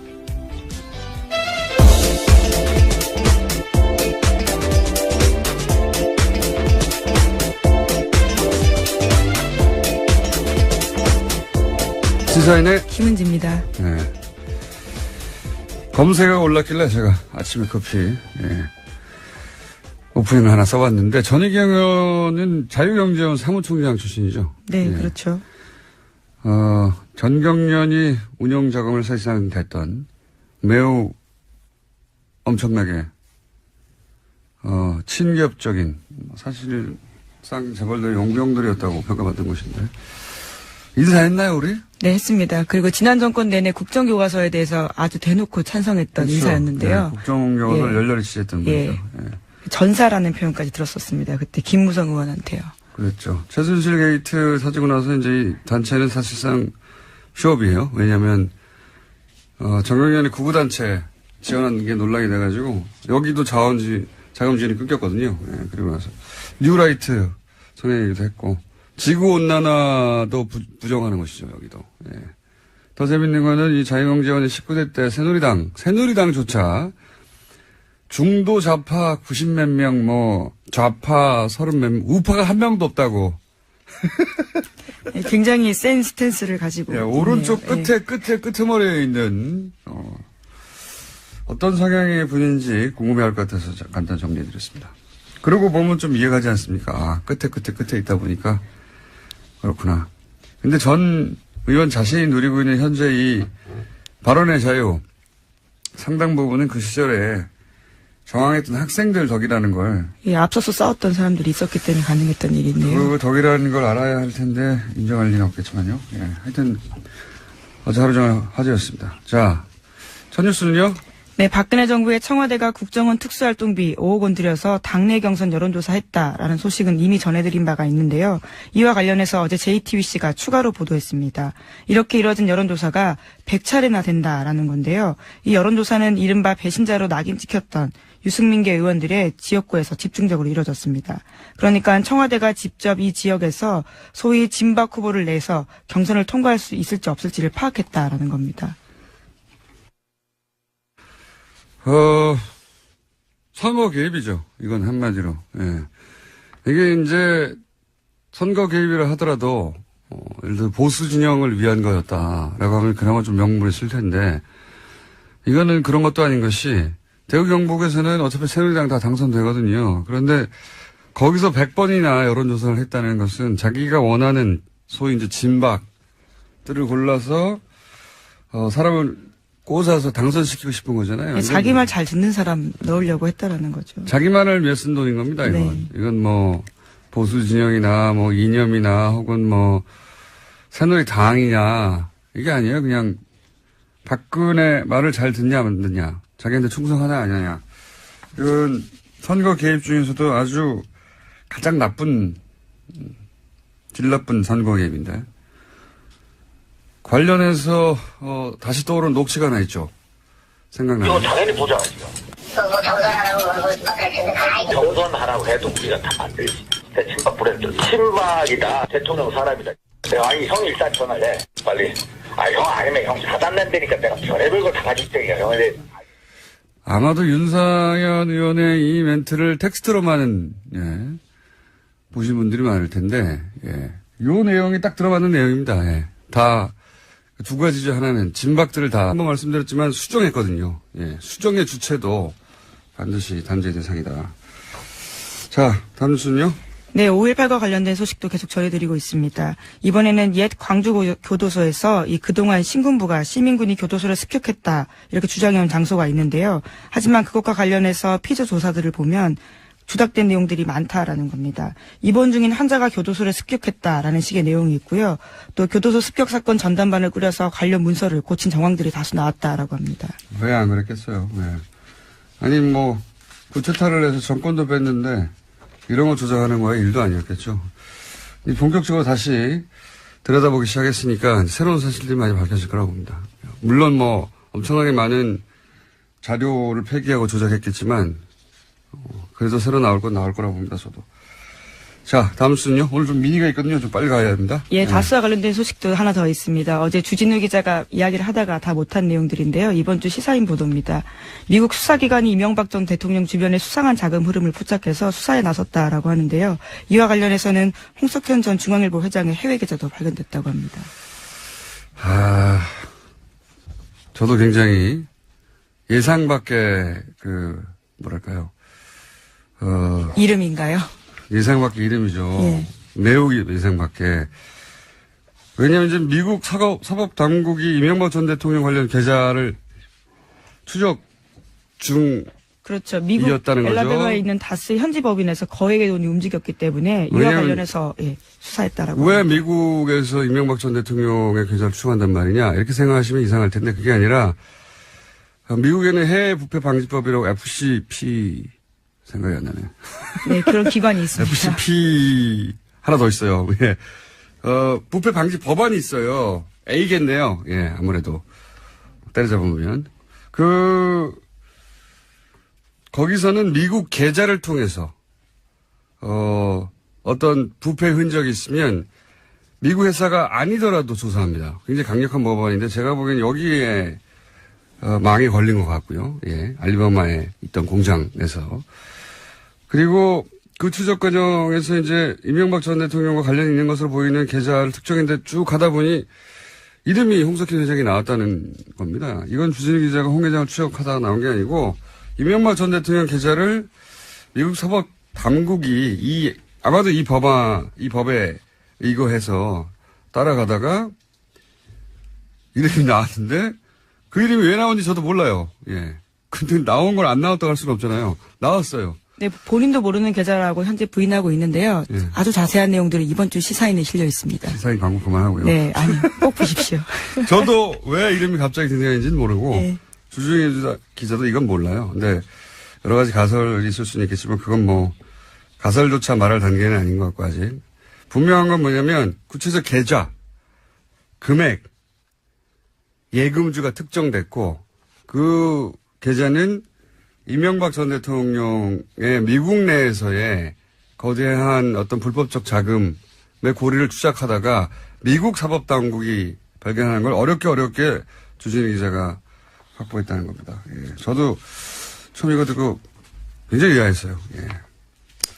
자, 트럼프 대통령 온다는 뉴스 있죠? 네, 예. 1박 2일로 옵니다. 예. 오늘 정오께 들어옵니다. 예, 온답니다. 예. 자, 오늘 여기까지 해야 될 것 같습니다. 왜냐면은, 뉴스 하나 더 하려고 하셨죠? 끝에. 아, 네, 트럼프 대통령이 지금 37%. 아니요, 그거 말고. 아, 예. 또 있죠. 워낙 많았어요. 네, 지금 국민의당이 또 내용을 겪고 있는데요. 잠깐만요, 거기까지 내용을 예, 겪고 있는데요. 왜냐하면 내용을 겪는 당사자가 나오셨기 때문에. 네네, 그럼 전 여기까지 하고 들어가겠습니다. 네, 시사인의 김은지였습니다. 감사합니다. 안철수 대표가, 저는 시간이 없어가지고 좀 짧게 끊었는데, 안철수 대표가, 자신을 비판한 중진위원에게 사실상 당을 나가라, 뭐 이런, 공방이 오가서 언론에 보도가 됐는데, 당사자를 직접 모셨습니다. 국민의당 유성엽 의원 나오셨습니다. 안녕하세요. 예, 안녕하세요. 예. 전화로 하려고 했는데, 직접 나오셔가지고. 예. 매우 감사합니다. 사실 뭐 당사자를 좀 보고 이야기를 해야 되는데, 예. 좀 이렇게 또 당내에 또 뭐 제 우물에 침뱉기격이 돼서 좀 거북살스러웠습니다만 또 이마저도 이렇게 보고 말씀을 나눠야 좀 정확할 것 같아서. 그렇습니다. 예. 나왔습니다. 예. 이게 이제 애초에 시작이 어떻게 된 겁니까?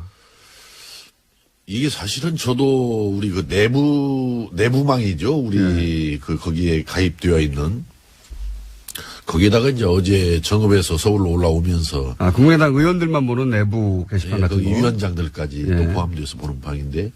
그것이 왜 외부로 이렇게 유출돼가지고 오늘 아침에 제가 여기를 또 불려 나와야 되고 하는지 참 뭐 어떤 내용을 올리셨어요? 쉽게 말하면은 그동안에 당 일련의 운영하는 과정이 대단히 미수고고 부족했다. 네. 안철수 대표가 미수가 부족했다는 겁니다. 그렇습니다. 특정해서? 특히 독일에 가서 한 발언 같은 경우는 아주 잘못된 발언 아니냐. 이제 이런 것을 지적해서 안철수 대표가 좀 보다 더 좀 제대로 좀 상황을